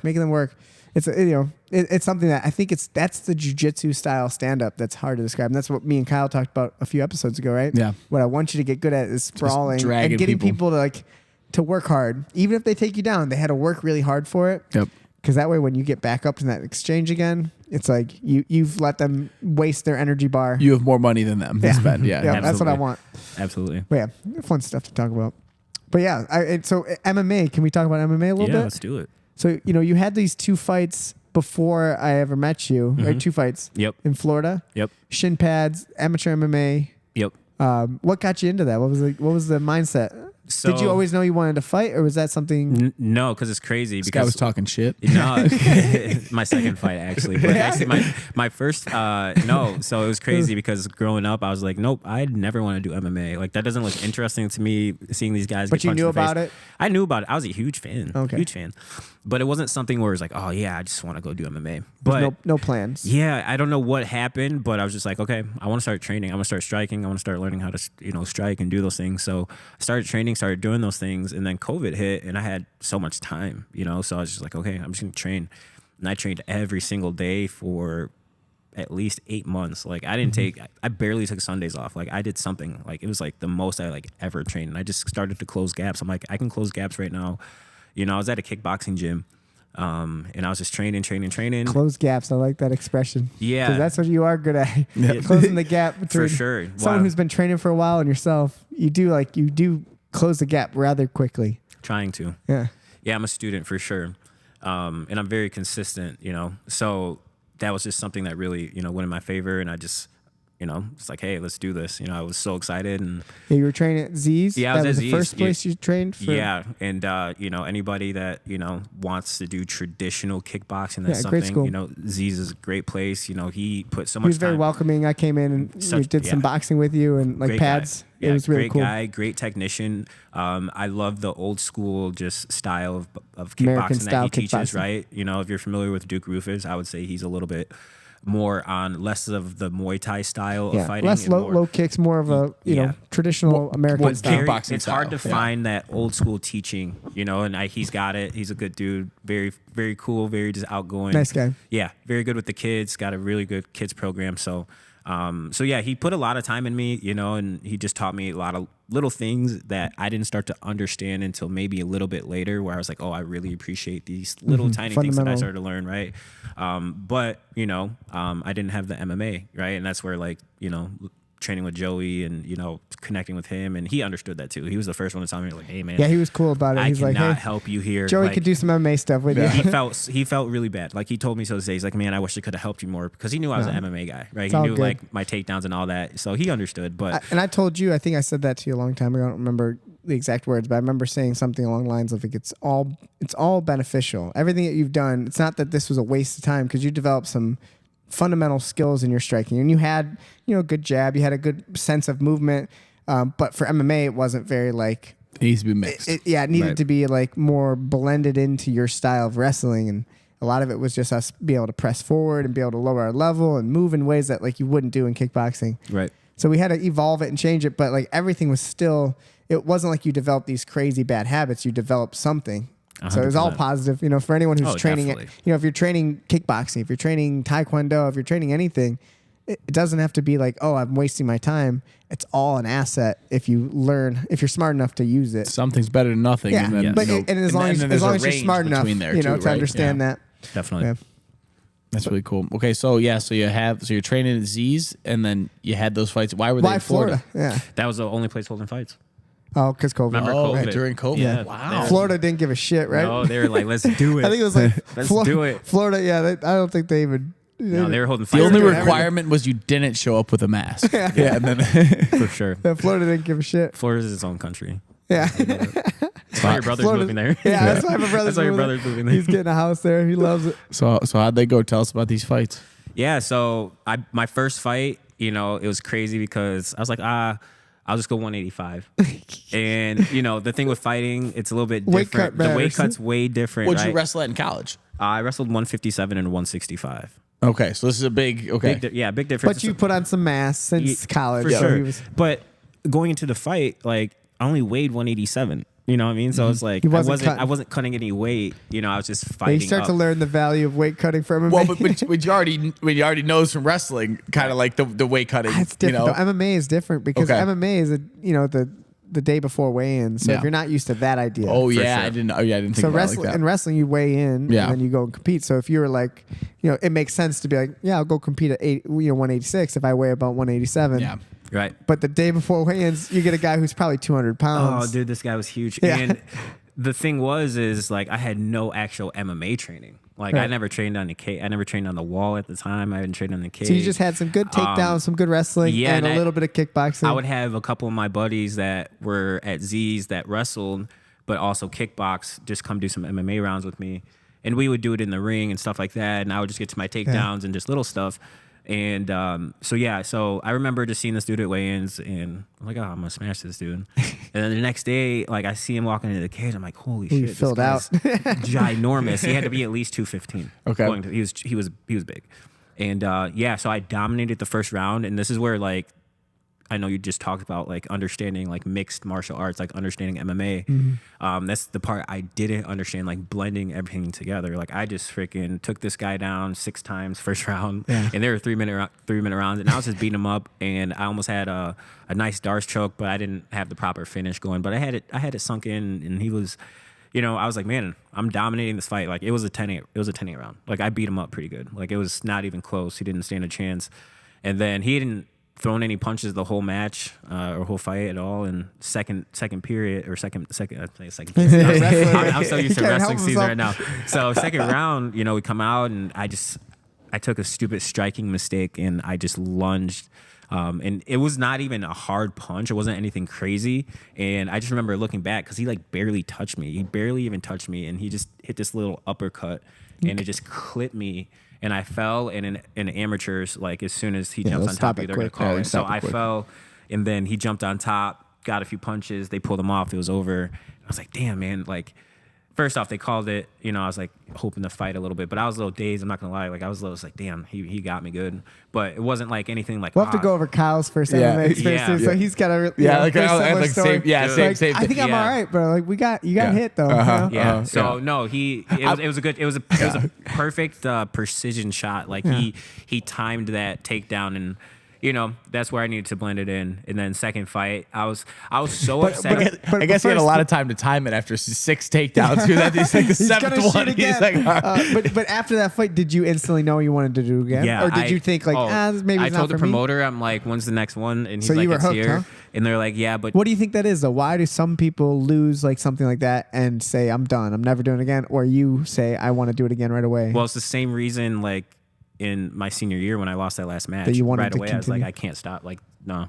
Like, it's So not. you use it as motivation. Oh to yeah, feel, it's not ending like this. I was pissed because first off, I was like, dude, I was beating the crap out of this dude. Like I was beating him up, and he gets one little You freaking. probably felt the potential too. Yeah. Because you are Dominating. boundless when it comes to potential. I'm saying that as we talk about athletic performance and your jiu-jitsu, and it's like hopefully you feel that, because I think some people only look at the result and don't see maybe the potential behind it. Like even if you could be getting dominated, but you had these one little moment. Well, could you have made that moment be the moment? Yeah. Right. For I sure. mean, 6 takedowns. You should only need one. Right. Yeah. And That that's first the lack takedown of should have been MMA training, yeah, right? And with no can- submission, no finishing ability, right? Right. And like you said, man, for that, can you find that moment? Like a great example. Maybe you just don't find the and he lost a little bit, but Deontay Wilder fought last night and lost. And Yeah, it looked and bad, like huh? before, Did you watch it? it's funny to think back. I think he landed like 4 punches. Yeah, out but of if you go 100. back and watch a lot of his fights, a lot of look them like looked like that, and then he would just But that's cannon why, somebody. I So he. we could talk about him. Yep. I just was never that sold on him. No, you loved him, and I was just like, No, he's no, very I wasn't a huge sloppy. Wilder Oh, I fan. thought It was just impressive to just see him just knocking people out like that all he's the got time. the power, Yeah. but he was always like ugly, So sloppy. And I was yeah. like, that's not. Yeah, he got hit up a little bit yesterday. Yeah, Yeah, he got- chin high, moving He did back. not look Yeah. good. Parker beat him up good. Yeah. Yeah, actually Which, by the saved- way, I think he said something about ayahuasca. Did you Yeah, hear he said he about took that? ayahuasca, He's like, he I found took his ayahuasca. peace. He's like, I'm done. Did you watch that whole fight? No, I only highlights. watched Did highlights. you watch it? No, I just Okay, so I'm gonna share this clip with you guys later of just this nice setup overhand right that Parker hit. Okay. I don't know if you click. guys saw. Yeah. Oh, it was beautiful. Yeah, nice. It was just something I figured Joey would Oh, I be love like, it. "Hey, I'm man, an this is the overhand type of guy. it's a nice overhand right. Yeah. It was pretty. The footwork on it was nice. Really Yeah. nice. So then you get set up for your second MMA fight. Yeah, and it was right away. Like as soon as my suspension was up, because if you get a TKO or anything like that, you have to sit out for like 60, 90 days. So yeah, it was like 3 months later, 4 months later, flew out there, had an opponent. I was like the second or third fight, went out there, took him down, and submitted him in like 45 Arm seconds. Triangle. Arm triangle done. Yeah.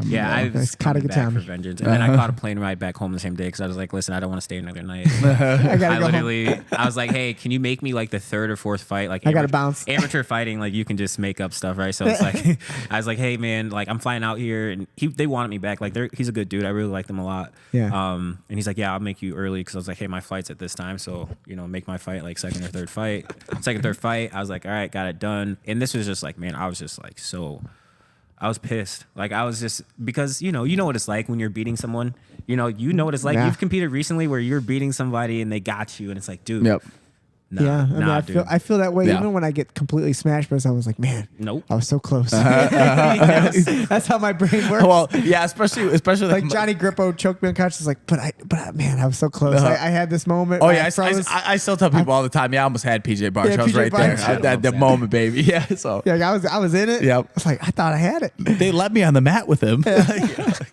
Yeah, it's awesome. I man. think Well, a lot of competitors, real competitors, are like that. Yeah, we I don't mean, like to dude. admit that we just got it right. and there's a reason. Yeah, who would tell themselves I suck? Yeah, Well, and it's like I'm realistic. I'm critically realistic about it. Like I know, when I grappled with, like just using Johnny Grippo. Johnny Grippo's just really good. Grappling with him, I was like, man, there's a level. He's a level above me. Everything about the way he, his grip, his strategy, everything was just But in my head, I was like, I can still compete with him. I could have done better, and if I did it again, I'd do better. I learned from it, got better. So it's like that's how a good competitor is. You can't be delusional. That's a bad competitor. Someone's like, yeah, I smashed him, For sure. but he caught me. It's like that's bullshit. Yep. And you know it's bullshit. You're Absolutely. lying to yourself. Yeah. Yeah, who you lying to? Yeah, You're lying just to kind of soothe your ego. I'm just honest about it, but as an athlete, I know like I've gotten so much better from that match, and I want those matches for that reason. An MMA is just a different animal. When it comes to fighting, it's like, man, you can definitely more in jiu-jitsu, not so much. It's very rare, but in MMA, you can lose to the person who you shouldn't have. A lot. There's so many ways to lose. Yep. You can certainly be the guy who should have won. Like in every criteria and every statistic, you should have made it happen, but you didn't. You ran into something. You got just there's so many variables. MMA is so beautiful to me because like you have someone like Mike Perry who like there's not much thoughts going through his head while he's fighting. He's just like swinging punches at you, and then you have a guy Bare like knuckle boxer. like Machida who's out there like Slick. everything is like technical. He's thinking like when he steps here, I'm going to do this, and they both have a very valid shot to win. Oh, yeah. and it's like there's not many sports where it's like the someone's variety. a wild animal and someone's super technical, and Yeah. they both have a shot to win. The variety is fascinating, and the ways to win is so vast. It's not like just boxing or just wrestling. It's there's so many ways to lose, so many variables. It's fascinating. So it's like MMA is definitely one of the most heartbreaking. I mean, the fact that someone like, and it's not to talk bad about Matt Serra, but that Matt Serra could knock out George St. Pierre. Like at that time, it's like that to me was just so fascinating. Like never in my wildest dreams did I thought that could happen. But shit like that happens. Well, and talk about a moment of like I mean, so tell me your opinion on this, but like your moment of like seeing your moment and taking it. Yeah. Like if he wouldn't have jumped on him the way No, he he did, earned it. No, he probably that's why nothing is like, oh, lucky this, lucky that. I mean, at the end of the day, it's choices you make. because I mean, like he There's cracked. always a little bit of luck in terms of everything we do, but it's Yep, For sure. He The cracked reality him, but is- George did not go down right away, He and it was jumped like a on him long intelligently, cycle. yeah. Yeah, that like if he earned it. Yeah, everyone, But Oh, and man. there's just so many ways to lose. So did you already know that you were kind of a little hooked on it though? Yeah, definitely. Yeah, I definitely love the training aspect of everything. I was figuring out like what I felt about like just the competing side of fighting, and I think as the more I fell in love with the training, I was like, okay, like I need to go like expose and express my skills a little bit in actual combat. Right. So Yeah. I started to be like get Put it more on the line. intrigued with competing more and just indulging more into the MMA side of things, and I think that's intensified my jiu-jitsu game yeah. as well, like wanting to compete in jiu-jitsu, which I think is something that I'm going to be doing for a long time. Yeah, So, and that's the cool thing about jiu-jitsu is that's a much more of a long-term. You can do it for a long period of time. Absolutely. MMA has its window, and like for us, not that we're old, we're getting there. I mean, I'm going to be 33 next 2 months in February. 33. You're Old. Your 4th annual 29th birthday. Can you believe it, man? Wow. So, but it's like we have a window with MMA. I mean, you're a great athlete. You know you can fight for the next 5, 10 10 years if you really wanted to. People do it. Yep. You know what I mean? Like Glover. Yeah, you look at Glover. You look at Randy Couture. Like people like that. It's like those are freaks. But I think 5 years is good for me. yeah, like there's a window of 5. time. But then jiu-jitsu can continue. So like we don't have to give up on the idea of competing. You know, you can still find your competitive satisfaction with jiu-jitsu For a very long time. For a very long time, Yeah, and that's definitely. exciting to me that we don't have to just be like, we're old people, we're done.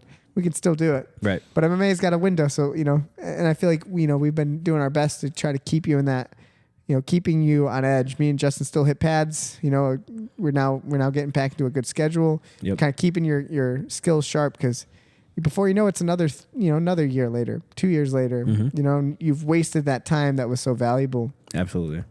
So, I'm excited for you. I think we got still some good memories to have Heck when yeah. it comes to fighting. Definitely, man. We've had 2 fights together. We trained for 3. We had 1. We had an injury right before. Yep. Pulled out. We had to do it again. And then we had your first fight with us in RMMA. We did what division or what promotion was that? I don't remember. Ignite. Yeah, Ignite was a cool one. That was awesome, man. Good smashing finish. Beat that guy up real good. Yeah. It was a bloody fight. Just a good performance, good grappling, blending your striking with your takedowns. It was really cool to see. Again, like as a coach, and I'm newer to coaching MMA. Like, I've had a few fighters now, but like Nolan competed, you competed. We were brand new to this as a school. Yep. It's super exciting. Like I have such a passion for MMA. It's such a hard thing to do. So it's so exciting when you see it come together. Yeah, definitely. It's like that's It is. That's the there's mountain so you're climbing. much to.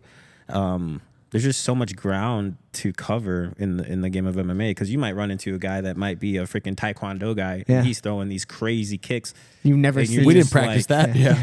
Yeah, we How didn't do practice you, that. right? The styles, and that's like my first fight. That's when I'm like, okay, it's mixed martial arts. This like.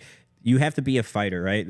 I always look at it like this. Like, you have to have that fight in you, right? Don't get me wrong, but you can't just be a brawler. No. You also have to know the sports side, Yeah. but you can't just be an athlete. So you have to have a little bit of both. So, like, for me, I was like, okay, I'm feeling like I got that fight side in me for sure, and I'm definitely an athlete, but I need to become more of a student martial of artist, yeah. mixed martial arts and understand, like, There's a lot to learn. there's so much, right? And you can't even cover it all. Even But, just covering, like how to strike on the ground. oh, man. It's something that most people don't study. They don't know, and like it's it's important. If you want to be good at, especially with your style, it's like So what we could agree on is like, you being the wrestler that you are, you have a huge advantage, a huge head start that a lot of people. If you just like a random guy, like, hey, I'm tough, I like fighting, but you've never wrestled in your life and you want to start doing MMA. That's gonna be the longer journey versus taking you who's wrestled. Right. We can teach you some striking, teach you some submissions, and teach you how to defend this, defend that. Go win fights. Man, you But can there's go still, out and perform. yeah, like you're saying, there's still so much to teach you, though. I mean, you Oh, just yeah, you endless. just take people down, and then someone goes, "Well, just hit them," and then Now you start what? punching them in the elbows, Yeah. and you start breaking your hands. You're like, you don't want to hit them anymore, and then so It's wild, man. What a crazy sport. yeah. I love it. Let's lock ourselves in a cage and Yeah, get in a fight See with who some comes person. out. It's literally and how quickly it became a mainstream thing. I mean, it literally was like a punchline in Napoleon Dynamite. Like, I'm trained to be a cage fighter. Cage It fighter. was like literally a punchline, and then now now it's- it's a very yeah. serious thing. Oh yeah, My favorite is when people say, "Yeah, I do UFC. yeah. I train UFC. I train UFC." I've trained UFC for a few years. I do the fight, bro. Yeah, That's awesome. yeah. No, well, we're proud of you and how you've grown, man. It's really cool to see from just being like a wrestler style to now with your submission game. Your striking's great. Hitting pads with you. You're still sharp, super fast. Yeah, you're a problem to grapple with now, man. Yeah, That's it's really, awesome. really cool. I love it. Appreciate it. Getting better, rolling with you guys, man. Yeah. Yeah, Like, yeah. I get to roll with world class guys all the time, and you guys teach me so many little things that you're not gonna find, just going to any gym, right? And that's how I feel about like our wrestling gym as well. Like, there's just things like that we're gonna teach and show that people naturally, it just happens too. While you're naturally, rolling, while you're right? flowing, you're wrestling with people. and a lot of You show them a trick, and it's like, wow, Right. that was worth rolling with you. for sure. And you can attest for this probably. Like, you probably see some teachers that they know stuff, but they just don't want to teach it. Like, they're just lazy at this point, or it's like a money grab. And for me, it's like, dude, I'm gonna give you everything that I know, and some. and I hope that it treats you well. Yeah, I'm an open book. Like, so if anyone, there's no time I'll ever try to hide something. Yep. I don't ever, it's all wide open. I'll never like hold back information on someone. If someone wants to learn something, they ask questions. I'll help them. That's just how I am as a person. I think that's. Can you imagine that? Like when you were in like school back in the day, Yeah, like if you went to your teacher and you're like, I'm struggling with this math problem, you can help me. And they're like, nope, I'm not showing you that. Yeah, that's essentially what happens. Yeah. That's, I'm not thinking of anyone in particular, but I do know that's definitely the case. It's like some people don't want you to learn what they're doing. Right. Like, and there's some logic I'd say to like, hey, you need to figure it out. Like, I don't want to hold your hand too much. I want you to figure out. There's some logic. That's a different conversation. Different, right? That's different scenario, different idea, but. In general, selfishly hide if you stuff. want to, if you ask the right questions, I'm gonna answer it. Yep. If you don't know how to ask the right question though, maybe I won't help you then. You know what I mean? If you're just like, teach me what you're doing. For like, sure. Oh, what am I doing? You're not even aware of it. For sure. How do I submit somebody, Joe? Yeah. Ask the right question. I think that system works in almost any realm. I see that in a lot of very successful entrepreneurs that I like to follow and see. They give a lot of their stuff out for free. Like, yeah, they might have a product or something. And think about why that's so good for you as the person who's sharing is now you're reaffirming what you're doing. So every time you share, I know that every time I teach, I think of it as like a privilege. I teach a lot, and everything I teach is getting this solidification. It's like getting better. So like my stuff grows because I'm not holding it myself. Yep. Right. I pass it along, and then especially with like me and Kyle, we spend a lot of time just training and stuff, and we'll teach something, and then you share something a little bit different. It evolves the way I'm doing it. So I think the more you share, obviously, the better your techniques. The more get. you run it through a real world filter, Which is instead true of about just your own everything. head filter. You get to actually run it through the real. Definitely. And then you have other people that are using it, and that's just validating it even more, right? Because they're like, oh, wow, this And really it works. evolves, and maybe it gets better, and you see it in a way that like, oh, I wouldn't have thought of that. That's better. It's like I'm all about like open sourcing information. I want to see what Justin does with some cool shit. Because he could do some stuff I would not have thought of. Yeah. You see Justin do a backflip on someone, I'm like, oh, maybe that's where what I should be doing. Justin's the only one we know who could do that Pedro Sauer story. Oh, dude, he's got some stuff, man. Justin's got some moves. It's Big awesome. Jagger. A little bit. So, all right, man. So, we kind of got that origin story of how you've been training with us and everything. What about your life, man? You want to talk some more about anything? I know we were talking about a book. Yeah. So I'm actually I'm gonna be writing a book here this spring.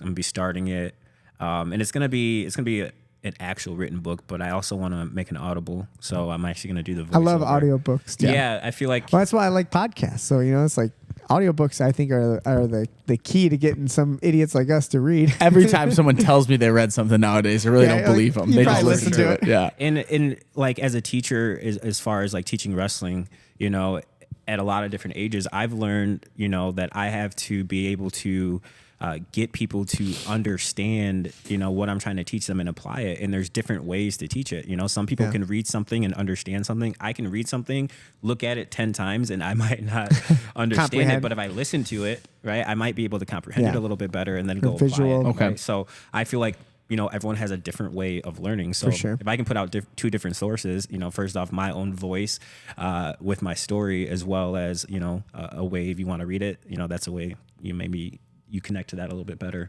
But, I think an Audible is just something that I connect with so well because I listen to a lot of audiobooks too. That's just how I like to take in information.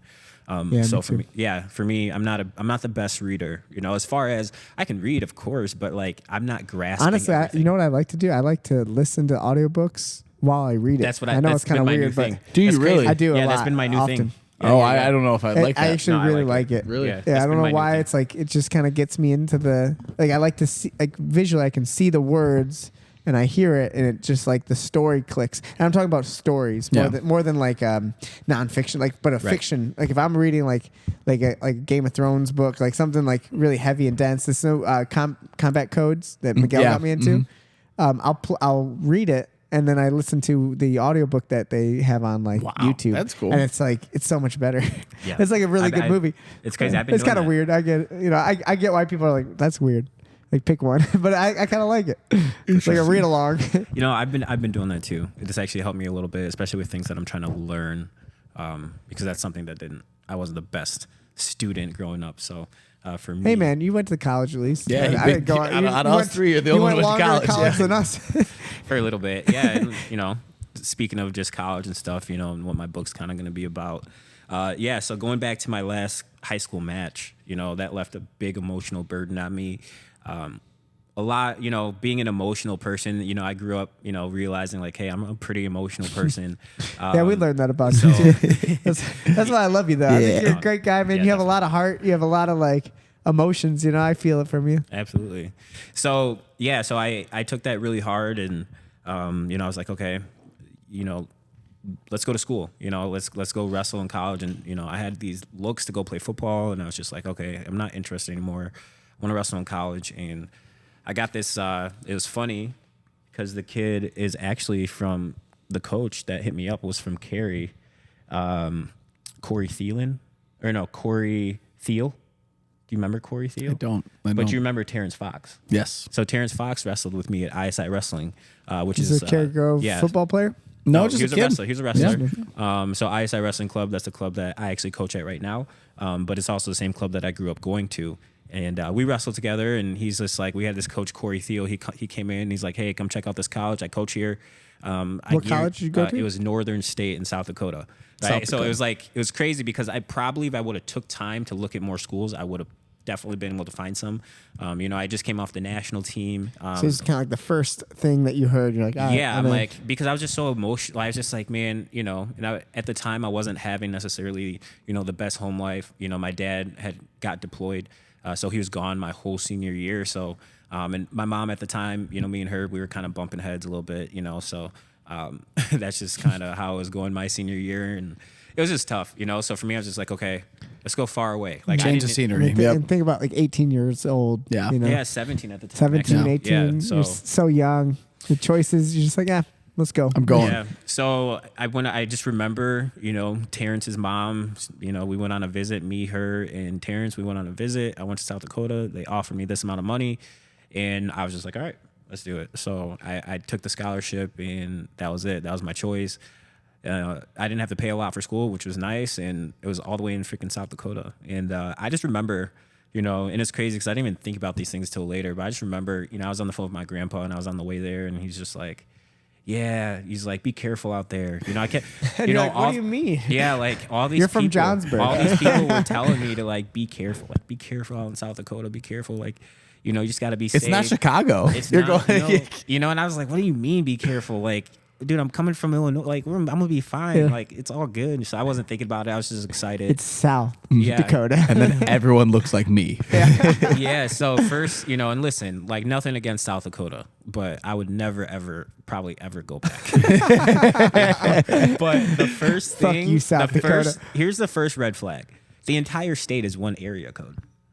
That's not good. Because there's so few people that There's live so there. Is that few why? people, but Yeah. there's so much space. Like 'Cause the it's land is big. big. Yeah. There's less than a I've million never people. been, to be honest. Never there's been. nothing. You're not missing much. But I guess I heard. I shouldn't say that because I guess if you go on the west side, Which one has the Mount Rushmore? Yeah, that's what I'm saying. So if you go to the west side of the river, so I was on the east side, like Did on the you get to see Minnesota Mount side. Rushmore? No, that's more towards the Colorado Okay. side. So if you go out That's there, more I heard- mountainous, beautiful. Yeah, it's No, more Mount Rushmore's funny. Have you ever been there? No. Oh, it's literally like, you know, you would think it's like a mountain range, but it's literally just like one mountain with the heads on it in the middle of like an open, like it almost looks like an open field. Really? Like it's not part You of bet like, you saw it? yeah, it's not part of like a mountain range. It's like Okay. one mountain that's got the kinda heads on weird, it. right? Yeah, Is it worth it? it's cool. It's pretty cool. Yeah. Yeah. Can you climb it? No. I've always No. wanted to climb No. up I his doubt nose. it. You know what I mean? I want to hang from his nose. We could see a lot more pictures of that. If Yeah. you climb it. I I bet. think I'm in. I want to do it. Yeah, it's got to be like a national, like Treasure.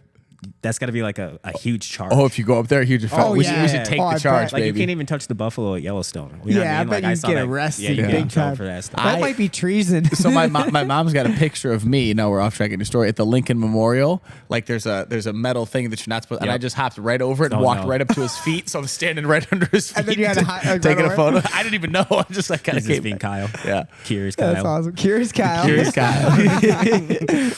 But so I go to South Dakota freshman year. Rocky, I would say as far as school and relationships, because like it was just tough, you know, even though And you're talking about like the relationships as in like the student base, or what do you mean by that? it was just different. Like South everyone Dakota, that you went to school with, you didn't like, or you so were? no, not necessarily that. I had my friend group, and listen, being an athlete, college level, it's so tough, and we were Division II, so I had no life. And wrestling season's very long. We start in August with our conditioning, and we go all the way until March, and then school's like over in April. So I really had like no time to do anything.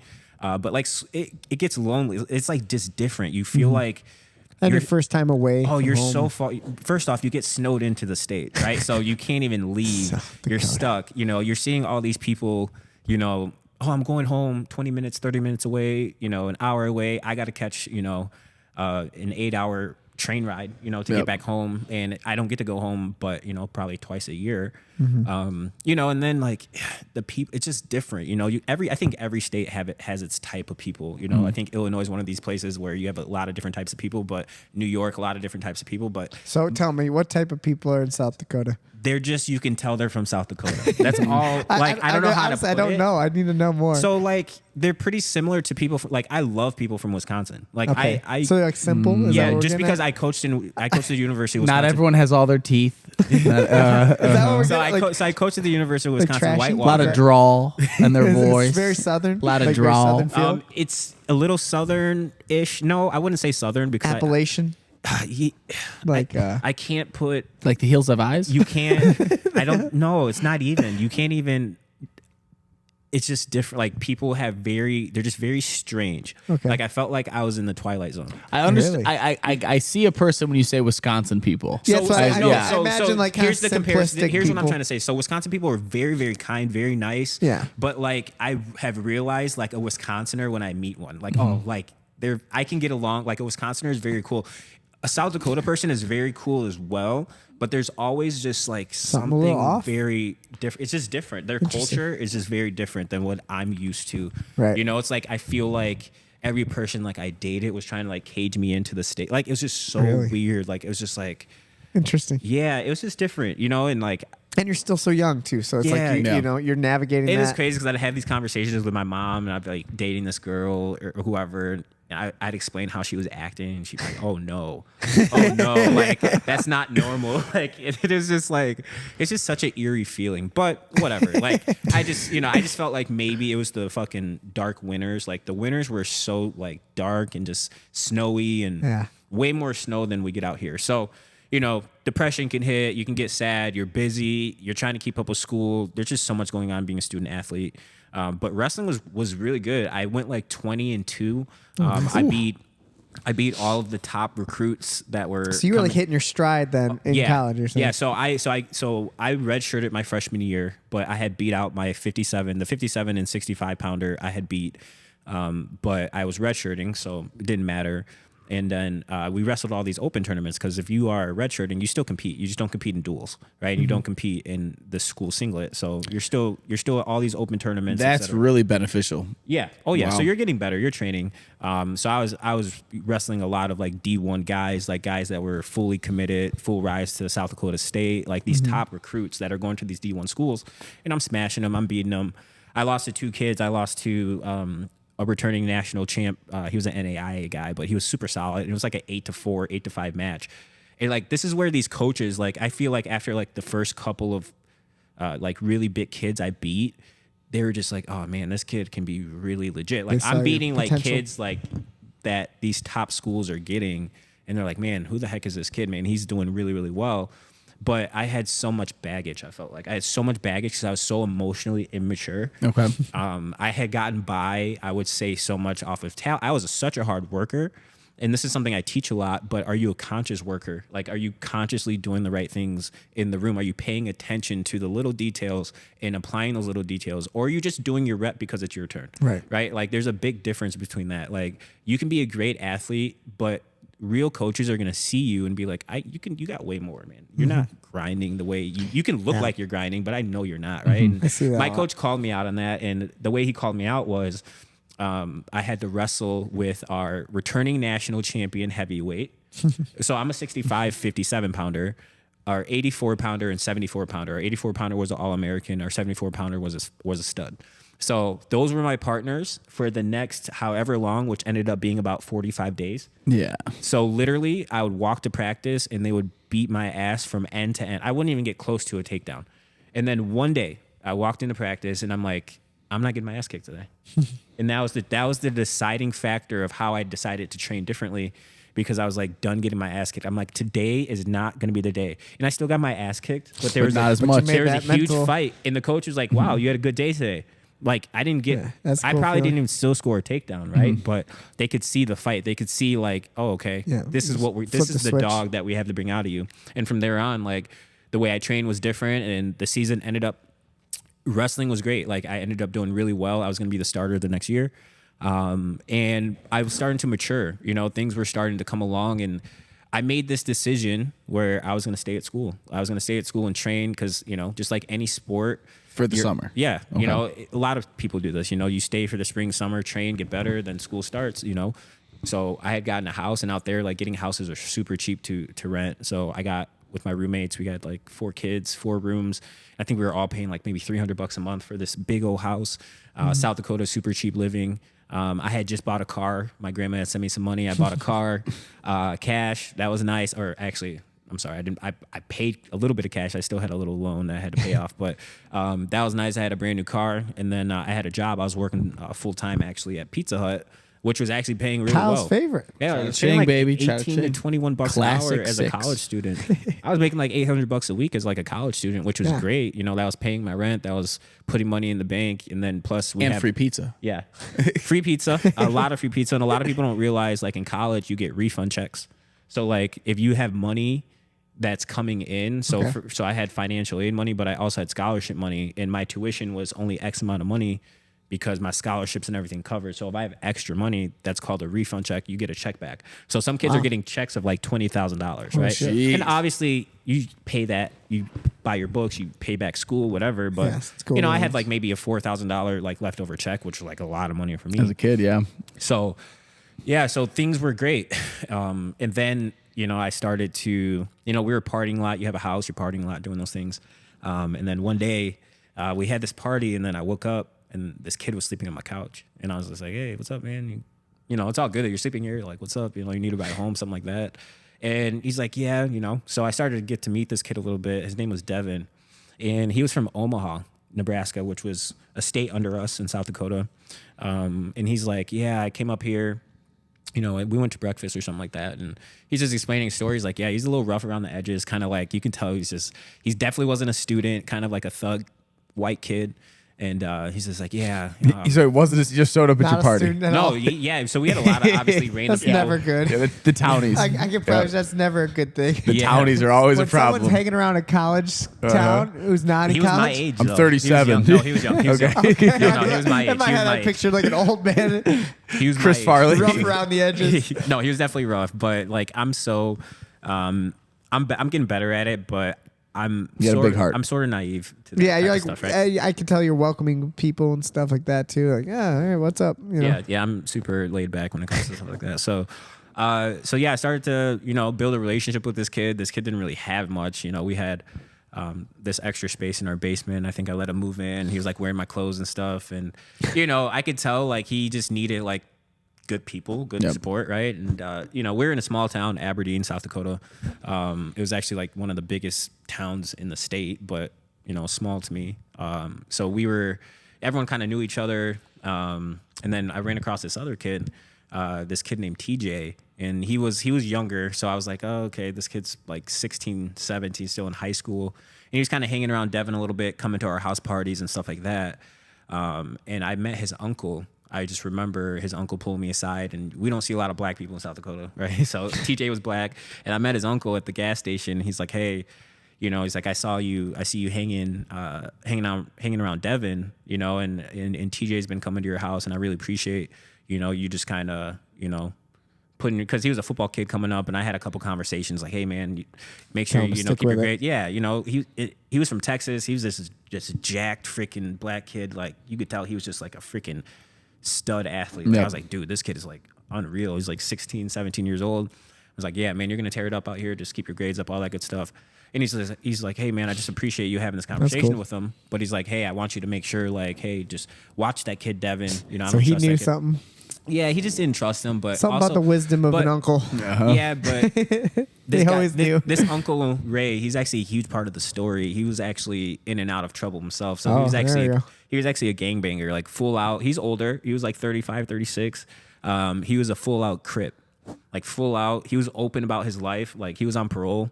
Like he was like just troubled, like had trouble going on, but very mature. Like very, very mature, very like well spoken. Even though you could tell like he was like not to be fucked with. Gang members who make it to an old age usually are. Yeah, The young ones with the He was- brashness don't make it that long, you know. Yeah, point. he was really smart, well spoken. We connected well. You know, I was like, yeah, I like this guy. Like he's mature. You know, I was a mature kid, so we connected very well. I was like, yeah, I'll keep an eye on Devin. I'm not worried about Devin. Whatever, you know. So just moving forward, we ended up having my buddies that actually lived in the house. They didn't like Devin. So I knew my roommates for quite a while. We were actually roommates in the dorms, and they didn't wrestle or anything like that, which was probably like a red flag for me because like I probably should have like Should have been hanging out with people who were doing the same thing. So as you. actually, my first roommate ended up being Terrence Fox. Okay. But we were so different. Like he was, you know, don't room with your friends. Like it's like a big advice I can give. Don't room with your friends. Like, not that we ruined a relationship or anything like that, but it's just like You gotta be were really so, good friends. We Yeah. were so different. Like we had different friend groups. I felt like I didn't really belong there, and he was like making all these friends, and I was just like So he ended up moving. You know, after the second semester, I had my own room. That was nice. But yeah, he's You know definitely. who this is? Well, if I remember he does Terrence. Muay Thai now. Yeah, and his brother Sean Fox was his older brother. I remember. So if I'm remembering Terrence, Mexican. I remember. Okay, so not the Sean Fox brother. So Terrence, I remember him. But just Terrence is a Grover for sure. Yes. And you are a very clean cut. You take care of yourself. So yeah, Grovers are filthy? yeah, I could just see you having a very hard time being you around him. Grovers Yeah, he was Oh, like, no, he was cool, dude. He he's was a super cool kid, but just he was like- like a skater, like chill, just like, you know, doing his own thing, piercings. Like he was just Grover. Yeah, he was- Yep. Total Grover. yeah. So yeah, he ended up getting his own spot, and I just hung out with like these kids, you know, that were from Bloomington, and we ended up getting that house together. And I remember them coming up. You know, I got home and I drove home, and I was just like, hey, what's going on? And they were pissed. They're like, hey, what the heck, man? You know, that freaking Devin kid, he stole the Xboxes. The Xboxes are gone. I'm like, what do you mean? I'm like, first off, the Xboxes are mine, so nobody should be mad about anything. And two, Devin didn't do it. He's been with me the whole time. He's like, well, someone did it, and I know it was Devin because you've been letting them in this house, da-da-da-da. And they were already drunk. And I just remember like a little fight kind of breaking out. And this kid, Hassan, in RIP to Hassan, he actually passed away a couple years ago in a car accident. And RIP. I just remember him reaching out, and he tried to punch me, but he missed, but his fingernail glazed Oh, my no. eye. Oh, geez. So I had like this internal cut in my eye. And I was just like, dang, you know, and I was just kind of pissed. I'm like, oh, dude, I can't wait to get this kid back. Like, he literally just cheap shot at me, but they were holding us back. And, you know, you see those moments when people are like, hold me back, hold me back. Like, these people are holding me back. And I'm like, don't fucking hold me back because I'm trying to get at this guy. But they knew, like, I would freaking beat the heck out of this kid right now. What a bunch of non-athletes trying to hold you back is a problem, Yeah, though. so they held us back, and I didn't get my get back. And that was it. I was just like, I made just a drastic, I make these like drastic decisions, like just emotional decisions. And I'm just like, all right, I'm going back home. I'm just going to move back home. Like, there's no reason for me to be here. Like, I was already kind of like thinking about going back to Harper and wrestling closer to home. And I'm just like trying to question what's going on. Like, if this is the right path for me. So I was like, this is it. There's no way I'm going to do another 3 months. We had like another 2-3 months till school. Right. Like, this is like freaking Toxic environment for you. Yeah, Want so to I'm get just out like, of it. all right, I'm Gotcha. going back home. And then this freaking Devin kid is stuck with me. So I'm like, all right, I guess I'm taking him with me. Oh my God. Right? So you're telling me you adopted this So- this kid, Devin? You're too good of a A man. little bit. So, You know, I'm needing a place to stay. no, he was staying with us for quite a while. Oh my God. Yeah, so He's just a random dude. it's crazy because the cops ended up getting called. And it's crazy because my roommates are the ones that called the cops. They called the cops, right? And I don't know what for. They called the cops, maybe about the Xboxes, whatever. The cops come take the reports, but this cop notices my eye. She's like, what happened to your eye? I'm like, oh, nothing. Da-da-da-da. And she's like, well, obviously there was a fight. You know, someone already said there was a fight. And I was like, yeah, it's all good. Like, you know, he just glazed me, this and that. And he ended up getting arrested. So that the whole house, Hassan. they all got arrested for underage drinking. Oh, They shit. called the cops. Yeah, they called the cops. They themselves. all ended up getting arrested, right? So I'm like, all right. And you just weren't drinking. You just showed back up at the house. Yeah. Yeah. So I packed all my stuff, and I'm like, all right, Devin, we're going back to Chicago. So I remember texting my mom, and He's never been to Chicago. Here's the crazy thing. I was supposed to be in Disney World. So every year, so my dad's in the military. Every year, my family was going to Disney World, and I had a spot, and I'm just like, yeah, that's where I'm supposed to be right now. But right now, I'm gonna be traveling back home and dealing with this, So, and I was cool with that. I didn't really expect to go to Disney World. I just know I had an invite to be there. So we packed the car. We head back, and at the time, the girl I was dating, she lived in Bloomington, Minnesota. So that's like halfway to Chicago. So she's about 4 hours away. So we drove there, and I let her know. I'm like, hey, we're coming there. We're going to stay there for a couple of days, and this is that. So I get there, and I get this call, and it's Ray, who's Uncle Ray? Uncle Ray, TJ's uncle, right? So he's like, hey, man, and I didn't tell this part of the story. And just to let you guys know, I'm not telling every little detail of the story because We got a book. I'm going to be honest. This is like, It's a lot. When I think about this story, there's so many crazy details about this story That that leads you to what happens. it's just, I can't believe it. I'm like, this could legit be a movie someday. And it's cool. So I don't want to give out every little detail, but there was a time where I helped Ray out. A couple weeks prior, he got a DUI. So Ray was kind of a drinker. He got a DUI, lost his car. I had to go pick him up, etc. Helped him out. So he had my number, and we had chit-chatted a little bit. So I knew he was like kind of struggling a little bit with certain things. So he hit me up. It's like, hey man, we're getting kicked out of they lived in a trailer. Like, we're getting kicked out of the trailer. We just got evicted. We couldn't pay the rent, and I need a ride. And I'm 4 hours away. I'm like, okay, where do you need a ride to? He's like, yeah, I need a ride to Texas. It's where my closest family is in Texas.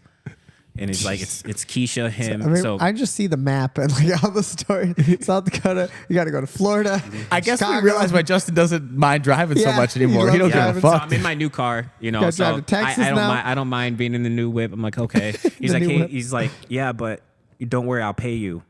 I'm like, okay. And I'm like thinking, like, I'm road mapping it. I'm like, okay, this is gonna be like a 2-day trip. I'll get it done in 2.5 days. I'll be right back here in 2.5 days, and we'll head back. Jeez. Right, my ex-girlfriend, or I should say ex-girlfriend because Your this is so girlfriend, long yeah. ago. This is 2010, summer 2010. So I'm like, hey, she's like, I want to come with you. I'm like, no. First off, we don't have room. 2, I just had a weird feeling, and I was like, nah, I'll be right back in 2.5 days. And I literally packed. I didn't even pack a change of clothes. I think I packed like a shirt and something because I knew I was going to be right back. Like, it was going to be a business trip. Drop them off, get my cash, come back, and it was going to be done. I got to go to South Dakota, pick them up, head south. I had already mapped it all. So Devin, I'll actually add this part of the story. So Devin, he was from Omaha, and he's like, hey, do you think on the way we can stop in Omaha and then we can make our travel? So I'm like, all right, yeah, we'll get it done. the maps. Omaha's like 3 hours from where we are. So I'm like, all right, bet. So we get in the car, we go to Omaha, and I'll just a little bit, I won't get too much into detail, but it was just such a messed up situation rolling up to Devin's crib with his parents. Like, I roll up there and I'm like, hey, okay, let's change, let's shower, let's get ready. And his parents, they live in, like, you can just imagine, they live in this junkyard. Yeah. They have a decent house. They live in this junkyard because the dad owns a junkyard. And Junkyard family. they have like this really fat little girl that's like 6, and she's such a spoiled brat. And I don't say that like lightly. Like, she was just so, like, you can tell, like, just so spoiled. Like, I'm like, what is going on? Like, this is not normal. And they hated Devin. Okay. They're like, Devin's not even allowed in the house. Like, they're not even talking to him like he's their son. Like, I'm like, what the hell is going on? Well, that's why he was living with you. Yeah. So Devin goes there, and he's going there because he's supposed to get money. He's supposed to be getting money from his dad. So his dad's like, did you bring us anything? I'm like, what, bring us anything? Like, what the fuck's going on? What do you mean, did you bring us anything? So obviously, like, Devin, like, steals shit and brings it to Gotcha. his dad, and they pay him. It's a junkie. And his dad's got like a bunch of nice stuff. You know what I mean? He's got money. He's got loads of cash, whatever. man. So Devin doesn't get money, but he gets like all of his freaking weed to go sell. That's Okay. like his money. I'm like, all right, whatever, dude. Like, I just need some gas money. So Devin takes a bunch of weed from his dad to go sell. That was his Okay. way of getting Okay. paid, at the time. And I was just like, whatever. If that's how you're going to go make your money, that's how you're going to make your money, whatever. So he ended up getting the rest of his clothes, etc. we're done there. There's a few more things that ended up happening. You're gonna have to read the book, but it's super important. There's some not cool things, but some crazy things that ended up happening in Omaha that play back into just kind of the finalization of what happened and the outcome. But so we head up another 2.5 hours, 3 hours to South Dakota to where we need to be. And I remember because we stayed in Omaha, we had to pull over. And I just remember staying up, we slept for like 3-4 hours. We ended up driving back to South Dakota, and it's about 9 a.m. It's 9 a.m. We get there, and the trailer is just destroyed. Like, I'm like, what the hell's going on? There's like a broken window. Pick up Ray? Oh, I know Ray and Keisha were in like some pretty crazy fights. Like they were like going after it, whatever. Keisha's his girlfriend. Keisha's his girlfriend, and she's also from Texas. They're from the same place. They're So from you're supposed Texas. to be driving both of them? Yeah, I'm driving those two and TJ. Geez. Yeah. And my Pontiac, I have a silver Pontiac G6 today, and I just got some new subs in that in that mug, and I was so pissed because I let Ray drive my car back to Keisha's house to pack their stuff up. And they came back. My subs weren't in the car anymore because there wasn't enough room. So I was gonna have to come back to South Dakota, and I definitely was coming back. They took them out. They pulled had them out? to. Like we had to take them out. There was no room. I don't like the sound of that. I was They so had pissed. to? I don't know, man. I was so pissed because I'm sitting at the house. It's 9 a.m. They didn't get back to about 4 p.m. I'm like, where have they been for 5 hours? I remember selling subwoofers. I I ordered us free Pizza Hut after I had quit, but I knew the people at Pizza Hut. So I'm like, hey, deliver us some pizza. I got some Pizza Hut pizza for like $10 because I just had to tip the girl or tip the dude, whoever brought us the pizzas. And I just remember smashing some pizza, waiting for Ray to get back so we can hit the road. They finally get back. We hit the road. I'm pissed about the subs, but I'm like, all right, I'm going to have to spend an extra X amount of hours coming to get my subs. Whatever. So we're driving, and I'm driving most of the way. We finally get to like Kansas, right? And then Keisha starts driving. Keisha has trouble of her own. She's on probation, and she's not supposed to be going out of the state. Ray, I don't know his situation with parole, if he's supposed to be going out of the state or not. But I can almost guarantee he probably he shouldn't have been going out of the state either. Uncle but Ray again, needs to stay that's at not home. my business. I'm dropping You him see off. that thing on his ankle? I'm getting my paycheck. Well, he didn't have it. He didn't have an ankle monitor. Keisha did. Keisha did. I knew someone had it. Keisha had an ankle monitor. Yeah, crazy. So we get to this town called Lawton, Oklahoma. I remember getting there. It took us forever to get there. We get there, and this is where they are originally from. So Keisha and Ray and TJ we're going to Texas, which is about an hour away. We're like on the border, but they're originally from, this is where all their family is, right? So we stop Lawton, Oklahoma, and we're dropping off TJ and we're dropping off TJ and Devin.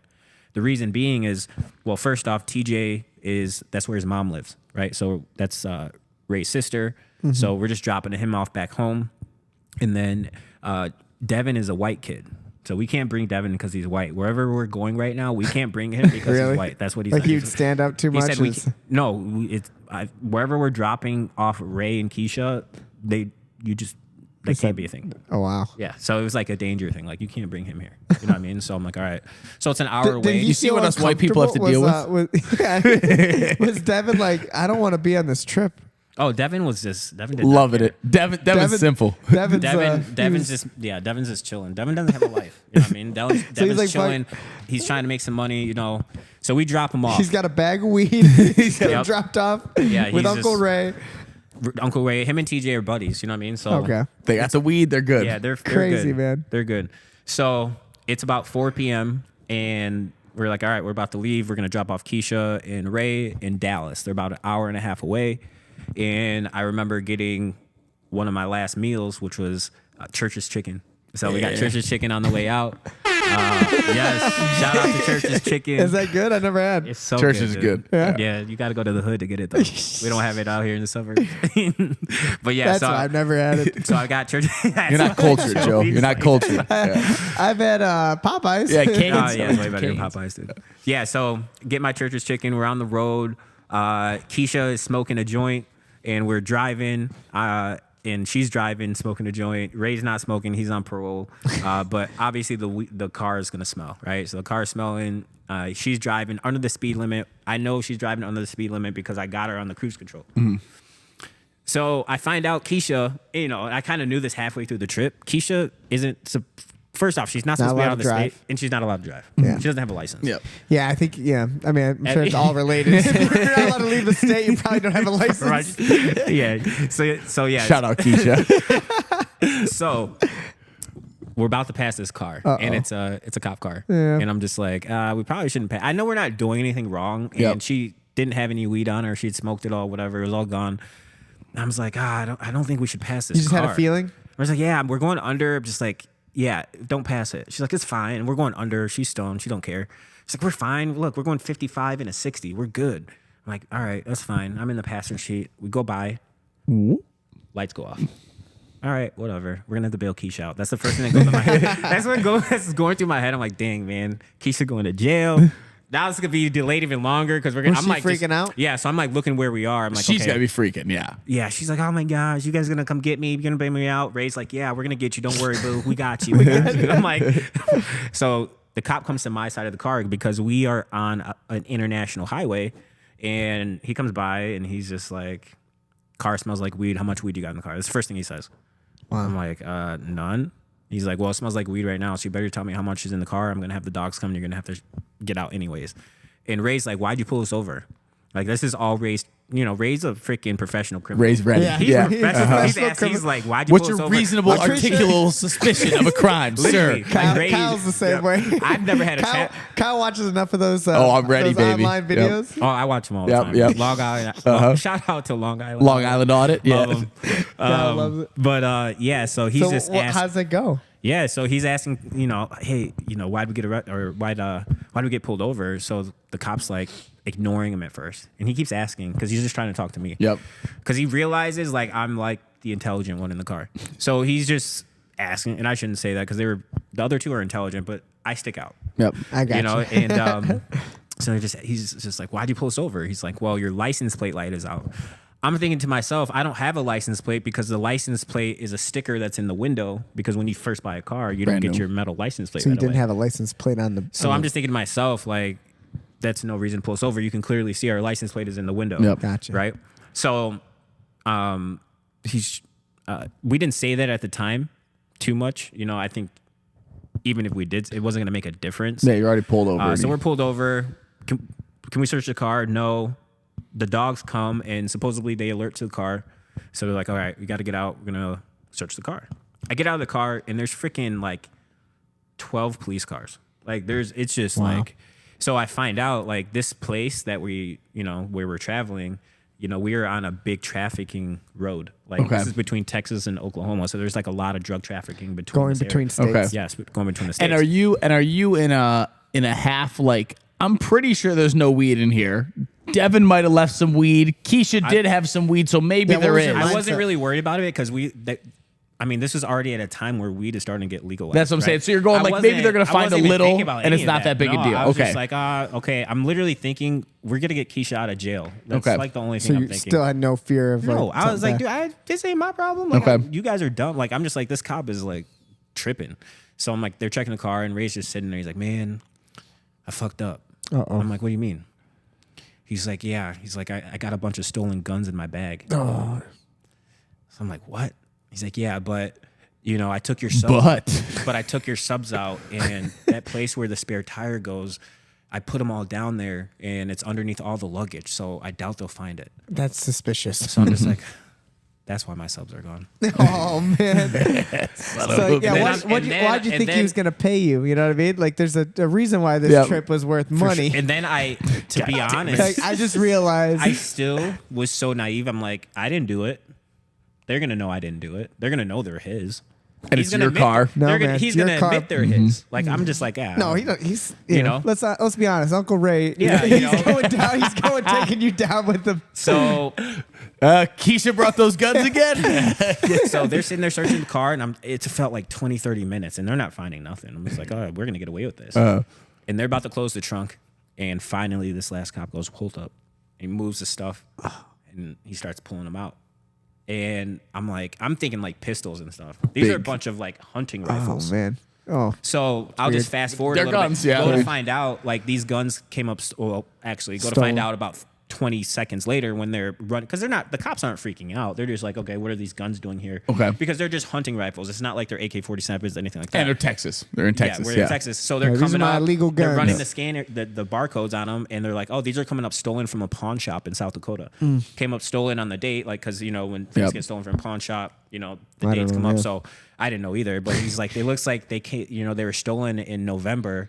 And I'm like, November? I'm like, dude, I was wrestling in November. I'm like, I didn't know nothing to do with me. They're gonna know it's not me. You know, this is me thinking. Still, yeah, your brain's still going So they through end that. up, you know, obviously arresting all of us, and I don't know what for at the moment. I'm like, obviously we're going to jail for these guns and whatever else. And they ended up finding like a little nug of weed in the back, like literally like just whatever, not even a gram. Like it was a little bit, right? So that's what they had. Ended up arresting us, and then I just remember going to this broke down, just like dirty jail, and I remember riding in the back, and I'm just like talking to the cop, and I'm like still chill at this point. I think I'm more in shock, so I'm just like kind of going through what's going on in my head. I'm like, okay, this is gonna delay me like a day or two, and then Still gotta go I'm pick like, up my buddy. Yeah, I'm like asking the cop, Devin. I'm like asking the cop, I'm like, where are we at? He's like, we're in a place called Cotton County. I'm like, how many people live here? He's like 500. I was like, fuck. Like that was my fear. I'm like, we are in a small town, like a really small town in Oklahoma. We're not in some big city. Yeah. So I go to this jail, and it's like this broken down, nasty, just So let me just tell you about the jail real quick. Like this jail was so gross. Like first off, you had about 12 men to 4 bunks in a room, and these rooms were like kind of put together, just like kind of this open space in the middle, and then a cell with 2 beds and a cell with 2 beds, but everything was open. And then right next to us were the girls' pod. And anytime the girls would use the bathroom, it would come up on the boys' side.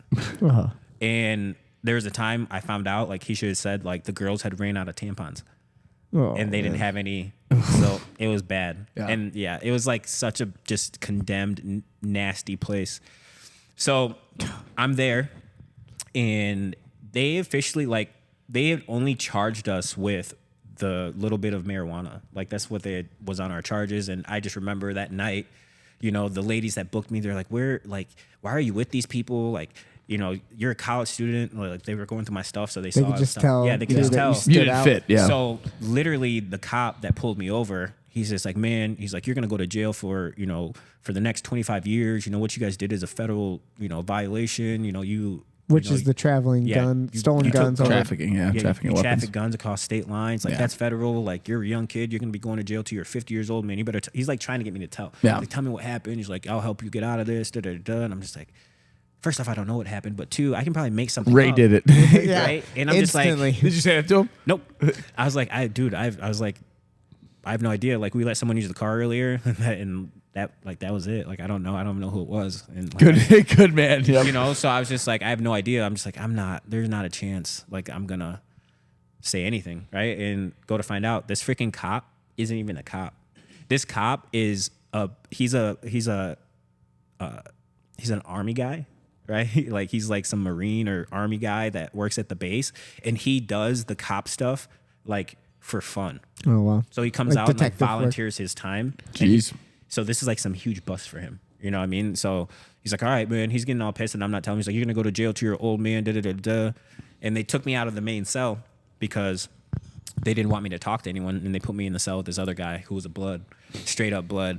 And that same night at like 1 a.m., they pulled me out of the cell, and the feds were there, ATF. They were talking to me. This guy came in looking like a dog bounty hunter. He was like freaking 350 pounds, 6'5", blue jeans, long ass curly Jesus hair, and just like talking to me. He's just like, yo, he's like, tell us what happened. And then there's this nerdy skinny guy.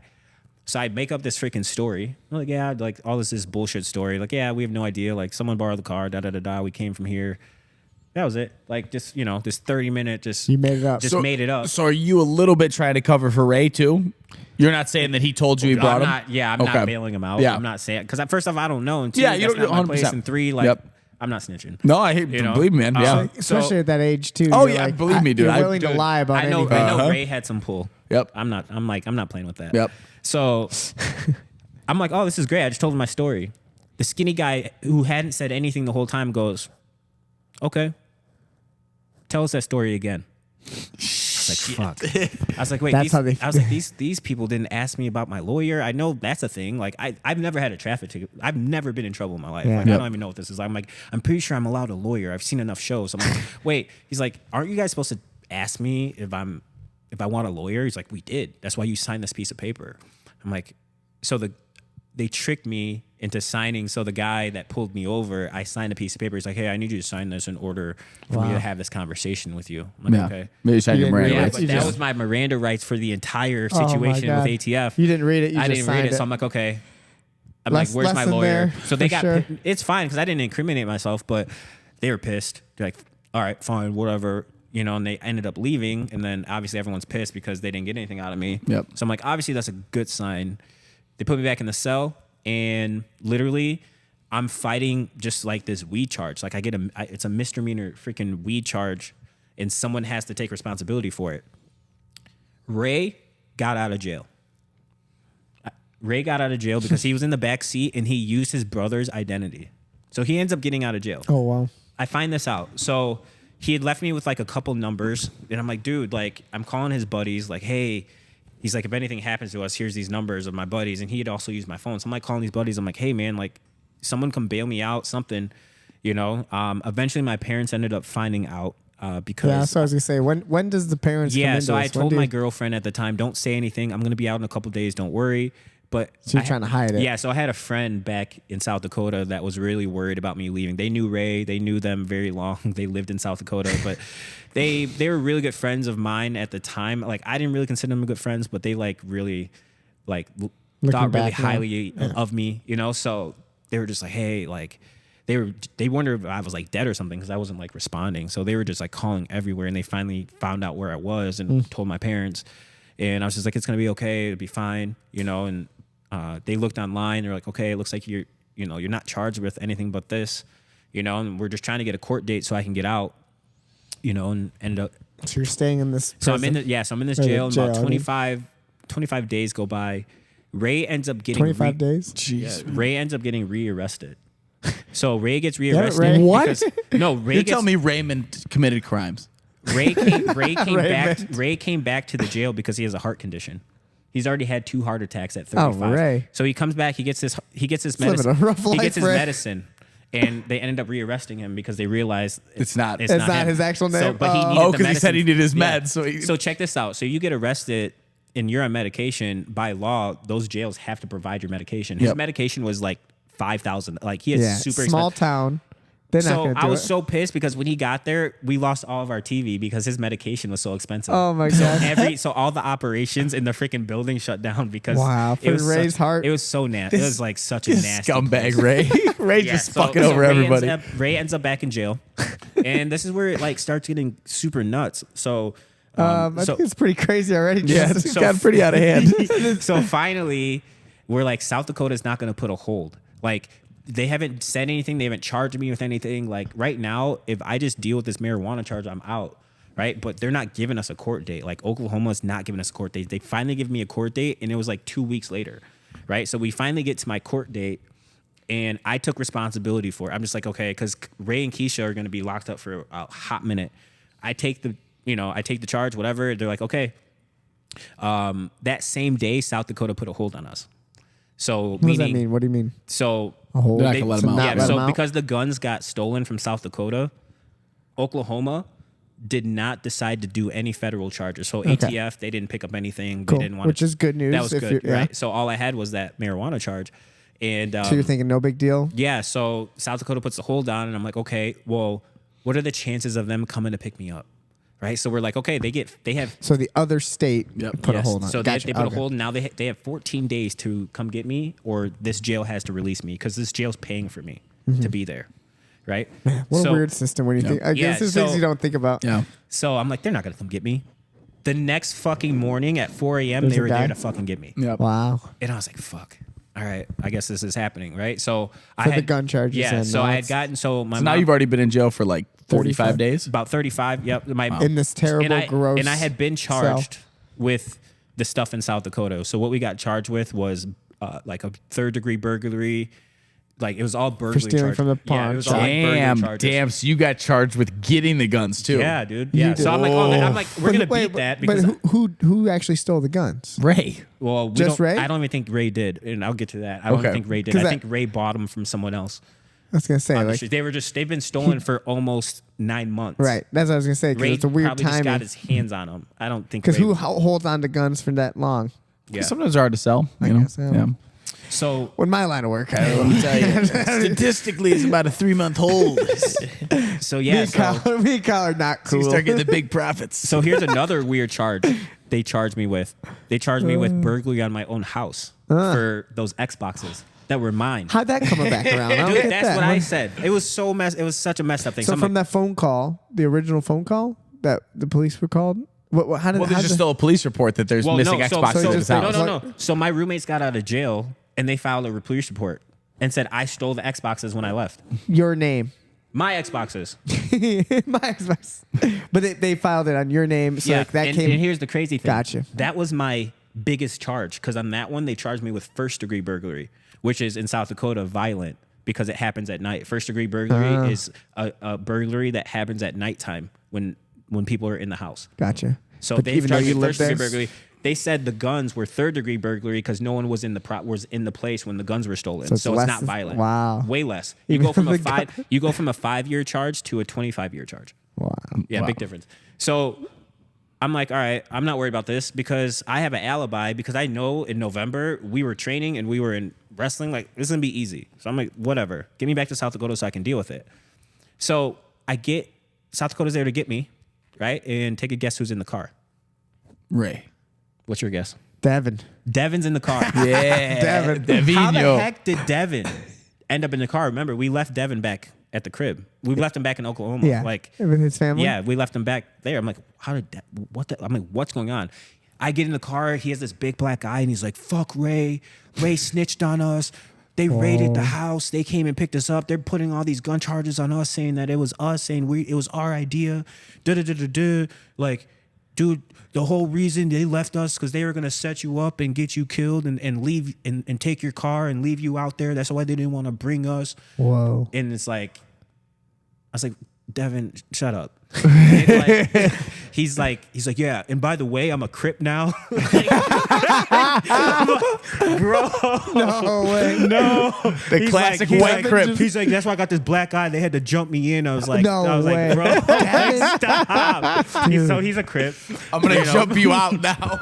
Dude, Devin has the story. Yeah, dude. So I just remember this was like the craziest thing because I've never seen it before.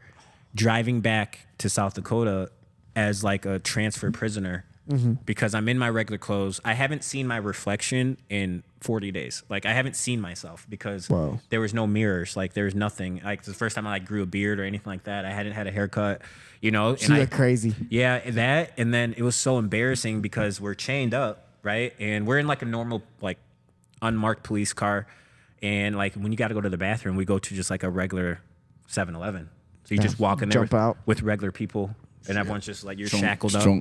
Man, I've never seen that. You're shackled up, and they're just looking at you. Man. So you're going to the bathroom, and you're shackled. Yep. You know, I think we had, they fed us a cheeseburger and some stuff on the way home, and I was just like, okay, I'm super excited that we're going back to South Dakota because the jail is going to be way nicer. And That's I knew what I remember that. thinking? That's what I was like, the food's going to be better, and it's going to be way nicer. I mean, they were feeding us freaking hot dogs with mayonnaise. And like it was just Kyle loves that. so gross. That's nasty. Like, That's Kyle- nasty, bro. Kyle went, oh, this sounds good. So nasty. So we get to South Dakota, and so I ended up, big mistake. Ended up getting a public defender. Couldn't afford a lawyer at the time. And the biggest thing, they put a no bond on my case because I wasn't from South Dakota, right? So I was a flight risk. Yeah, high risk right? leave. I could leave, right? So I had to So you had to stay stay in. until I fought the entire case. And South Dakota has this thing, and you could look at the stats. I think their conviction rate is like high 90 percentile because most people take a plea deal. Yep. Right. That's that's a number they want, right? Yeah. So they'll do deals. So what they do is they stack charges. They'll be like, you're facing 250 years, but if you But- take 15, Yeah. and serve 8 of those, then we'll get rid of. Yeah, I'm not an expert on any of this stuff, but I know that's a pretty common thing. Yeah. Like, that's how you keep your numbers looking Yeah. really good. If you want to stay elected, you say, Yep. look at our numbers. So they plan on that. It's crazy. And, the lady that was, the state's attorney, she ended up getting fired later for some corrupt business that she was doing. And the lady I had, like, this is how messed up the system. South Dakota's so weird. My public defender was the state's attorney for another county. Wow. How weird is that? Yeah, that's not. Yeah. It seems And like she conflict.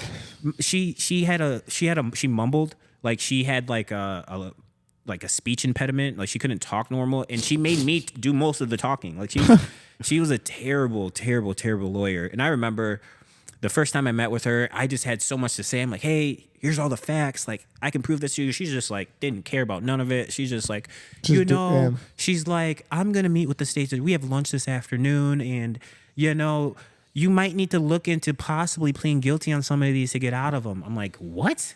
I'm like, pleading guilty isn't not even an option. It's not even an option. Like, lady, do you know who I am? I'm a college student. Like, I'm a college athlete. Like, I've never even been in trouble in my life. You think I'm pleading guilty to it? I'm going home. Like, you got me messed up. Like, I'm not a criminal, right? So I'm going through all, it takes time to go through, the court system and all the paperwork stuff. And I just remember I'm about 3 months in and I finally get our paperwork back. They have 6 months, 7 months to go through the whole thing, but I remember we're getting You said close. 7 months? 7 months for everything to be complete. They have like a timeline. So we didn't do the speedy trial, but like the one thing I'm like, I'm not going to trial because I don't need to. And then 2, like the alibis are going to come back just fine. So my alibis came back, meaning like it proved I wasn't there, to steal any guns. It proved like, I was at St. Cloud State in November, this date. You know what I mean? Like, I was wrestling these days. I wasn't anywhere near. So I'm like, this is easy. The biggest thing I had to deal with was my own house thing, like the Xbox thing. Like they were How do you prove that? You're literally like, I'm dragging this thing out for no reason. Like I'm in jail. I'm like sitting here. I'm like, dude, like this makes no freaking sense whatsoever. So I'm dealing with that. And I get the paperwork back and literally all the paperwork is just like, my paperwork is none because I said I didn't want to talk to anyone, so I didn't have any statements. Yep. But the paperwork came back and the file was this big, and I'm like, that can't be good because these Ray. are all people's statements. So Ray's pointing the fingers at everyone. Keisha's pointing the fingers at everyone. TJ's pointing. Sorry, we can't see TJ's file because he's a minor. Oh, really? And then Devin is pointing the fingers. So I remember seeing Devin at rec one time, and this was after I got the paperwork and all that stuff, and he was just like, first off, that was a mistake on the jail because they weren't supposed to put 2 people from the same case in rec together. So we go there and I'm just like, yo, dude, like I saw the paperwork. I'm like, dude, leave my name out of any of this. Like I didn't do, you know that. And he's like, yeah, I know, man. He's like, I'm just going to plead guilty. He's like, He just wants to get I don't it have over with, anything. right? He's like, dude, I don't really care. I'm going to do my sentence, go home. It's all good. Like, I'm just plead guilty and I'll make sure like I tell him you didn't do anything. Like, I'm like, yeah. Like, I don't care what you do. Like, if you want to plead guilty, do all those things. Like, I didn't do anything. Like, I'm going back home. So that was his plan. Like, that's how sad his life was. Like, he didn't have anything to freaking live for. I had so much to live for. Yep. So, end up going through the entire case. And, like, the thing is going to trial was going to be a massive issue. Oh, yeah. Like, it was like one of those things where, okay, if you win, great. If you lose, you're facing 200 something years. Like, they might throw the book at you. Who knows? That's scary. And I'm freaking 18 years old, you know, going through these things. I'm And it hasn't been going good already. not even 19 yet, right? And I'm just like, all right, so what should I do? So South Dakota has this thing called a suspended imposition and a suspended exposition, right? So pretty much think about this as like a get out of jail free card. Your first one, your suspended imposition, first time offenders, never been in trouble, felony, cool. You go ahead and you're out of jail, whatever jail time you've had, it's considered served. You're on probation, complete your probation, is off your record. Your suspended exposition is your second one. So you get in trouble a second time. All the same thing still applies, but it stays on your record. Third one, you go to big boy jail. Okay. That's kind of how their system works, right? So I'm seeing all these guys come in, and most of the cases you see are like meth charges. meth charges, drug charges, that's heroin charges. Those are like the biggest things. A lot of druggies, not a lot of violent, crazy things going on. So our case is considered like a high profile case. And, you know, it's It's like, the most violent one because it's even though based on nothing the- violent happened, but it had to deal with guns, right? No one gets killed in South Dakota. There's nothing crazy going on It unless you wasn't go on just the a- reservation. Yeah, it right? wasn't just drug. Yeah, right. So we're up there. You know, obviously we have no bond. Everything else is just high drug cases. And I just remember, shoot, where was I at with that? Yeah. So you went to court. You Oh went yeah, to yeah. trial.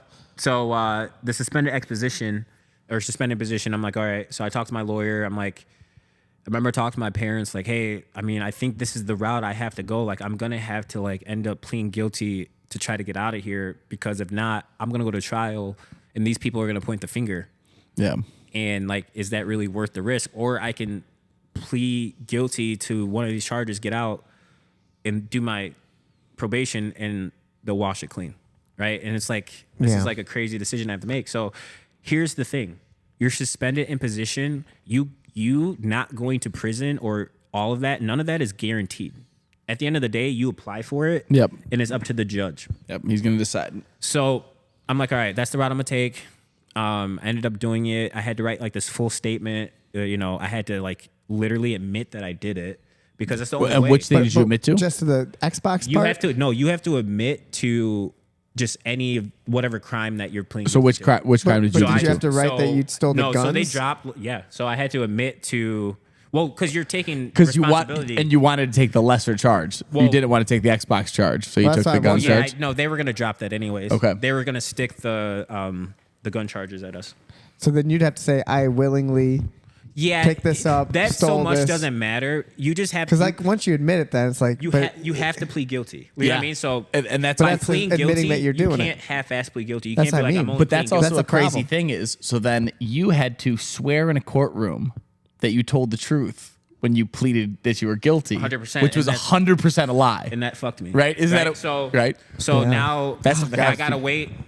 But the another- alternative is you stick to your guns and say, literally stick to your guns, stick to stick to your conviction that I didn't do any of this. Yeah. I want to go to court, but now the risk of that is But imagine so having a much lawyer bigger. that's making you do all the talking. Yep. Like, Yep. dude, my Dude, lawyer was not. I can't even imagine. Dude, I'm my 32. lawyer- I wouldn't be able to stand Yep. in front of Oh a my court God. and say anything. Her name is Gina Rogers. Look her up. Shout out Gina. Oh, She's Gina terrible. Rogers. Yeah, wonder what she's doing. So hopefully not being a lawyer. So I ended up. So I'm you like, took okay. this Yep. choice, which and it's is about to plead. 35 days until you see the judge, right? So, you know, you get all these You're character just hoping, witnesses you're in. thinking, you're hoping everything's You're gonna hoping be okay. you're getting all these character witness letters in. So I'm getting literally 50, 60, 70 character witness you're letters reaching out from to other coaches. people to- yeah. They know my situation. So they're like hitting, you know, they're sending stuff out, you know, saying like, this kid is good. Like, he's never been in trouble. He's, you know, all the good stuff, right? The judge even was like, hey, like, I've never seen so many character witness letters. You have so many. And one of the first things the judge told me was like, I know you didn't do the crime. So he's like, yeah, I know you didn't do it. He's like, your alibi shows you didn't do it. Like, your coaches came and, you know, we know you weren't there. Like, What are we doing here? Right? That would have been my first. so yeah. he's like, my issue was, just going back a little bit, this is the first time I had seen my dad in over a year and a half or a little bit longer. Cause he actually came because I was like, we're going home. You know what I mean? So like he came, my girlfriend at the time came, and, you know, he went to the stand first. And then they just, you know, court stuff. They're just asking him stuff, whatever. Mm-hmm. And then, you know, the judge goes, you know, I know you didn't do it, but, you know, I feel like you know more about the situation than you're telling us. Like, there were still 6 guns that were never recovered because Ray ended up getting rid of some of them, and not all the guns that were stolen Were in the car. were recovered. And he's like, I feel like you had more information, and, you know, you plead not guilty for all this long, then now you decide to plead guilty. You know, I feel like you not being honest from the get-go, you should learn your lesson. So I'm not going to let you go home today. Wow. So he ended up, you know, they don't tell you, they don't Holy necessarily tell you have so-and-so amount of years. They start yelling off all your charges. You do this many months, this many suspended. So you're doing all the math. And at the end, I had 8 years with 2 suspended. So 6 years. So it's 8 years minus 2, 6 suspended with my X amount of time served. and I had to serve another like 2.5 years, or sorry, I had to serve another like 24 months. Okay. So another 2 years. So like she's doing the math, whatever, like writing it down, and it ended up being, I was like, damn, like I'm going to jail. Like So you got 3 with good behavior. I got 8 years, 2 suspended, so 6 years, and then you have to sit, because I pled to my deal was 3 felonies. You have to sit. Your first one is like 15%. Your second one is like 25%. Your third one's like 35%. Any violent crimes, I didn't plead guilty to any violent crimes, are 50% automatically off the top. So if it's 10 years, it's 5 years automatic. So I had like I had to do 35% of 6 years, right? So it ended up being like 30 something months. So yeah, so I ended up going to big boy jail, and about a week later they ship you out. And I feel like a lot of my book too will be kind of talking about just kind of my, like, there's so many things like that happen in those years. We'll continue that story another time too. Yeah. We can always do more. Yeah, in the future though, that would be something that. But like when I hear all this, because we've had, me and you have talked about this stuff, but we never got into the whole full story. We've always like got little pieces, and it's like, but hearing all this, man, it's wild to me. Yeah. The entire story, especially because I've only known you, as an adult. Like I didn't know you at that time. You know what I mean? We weren't like in contact at all.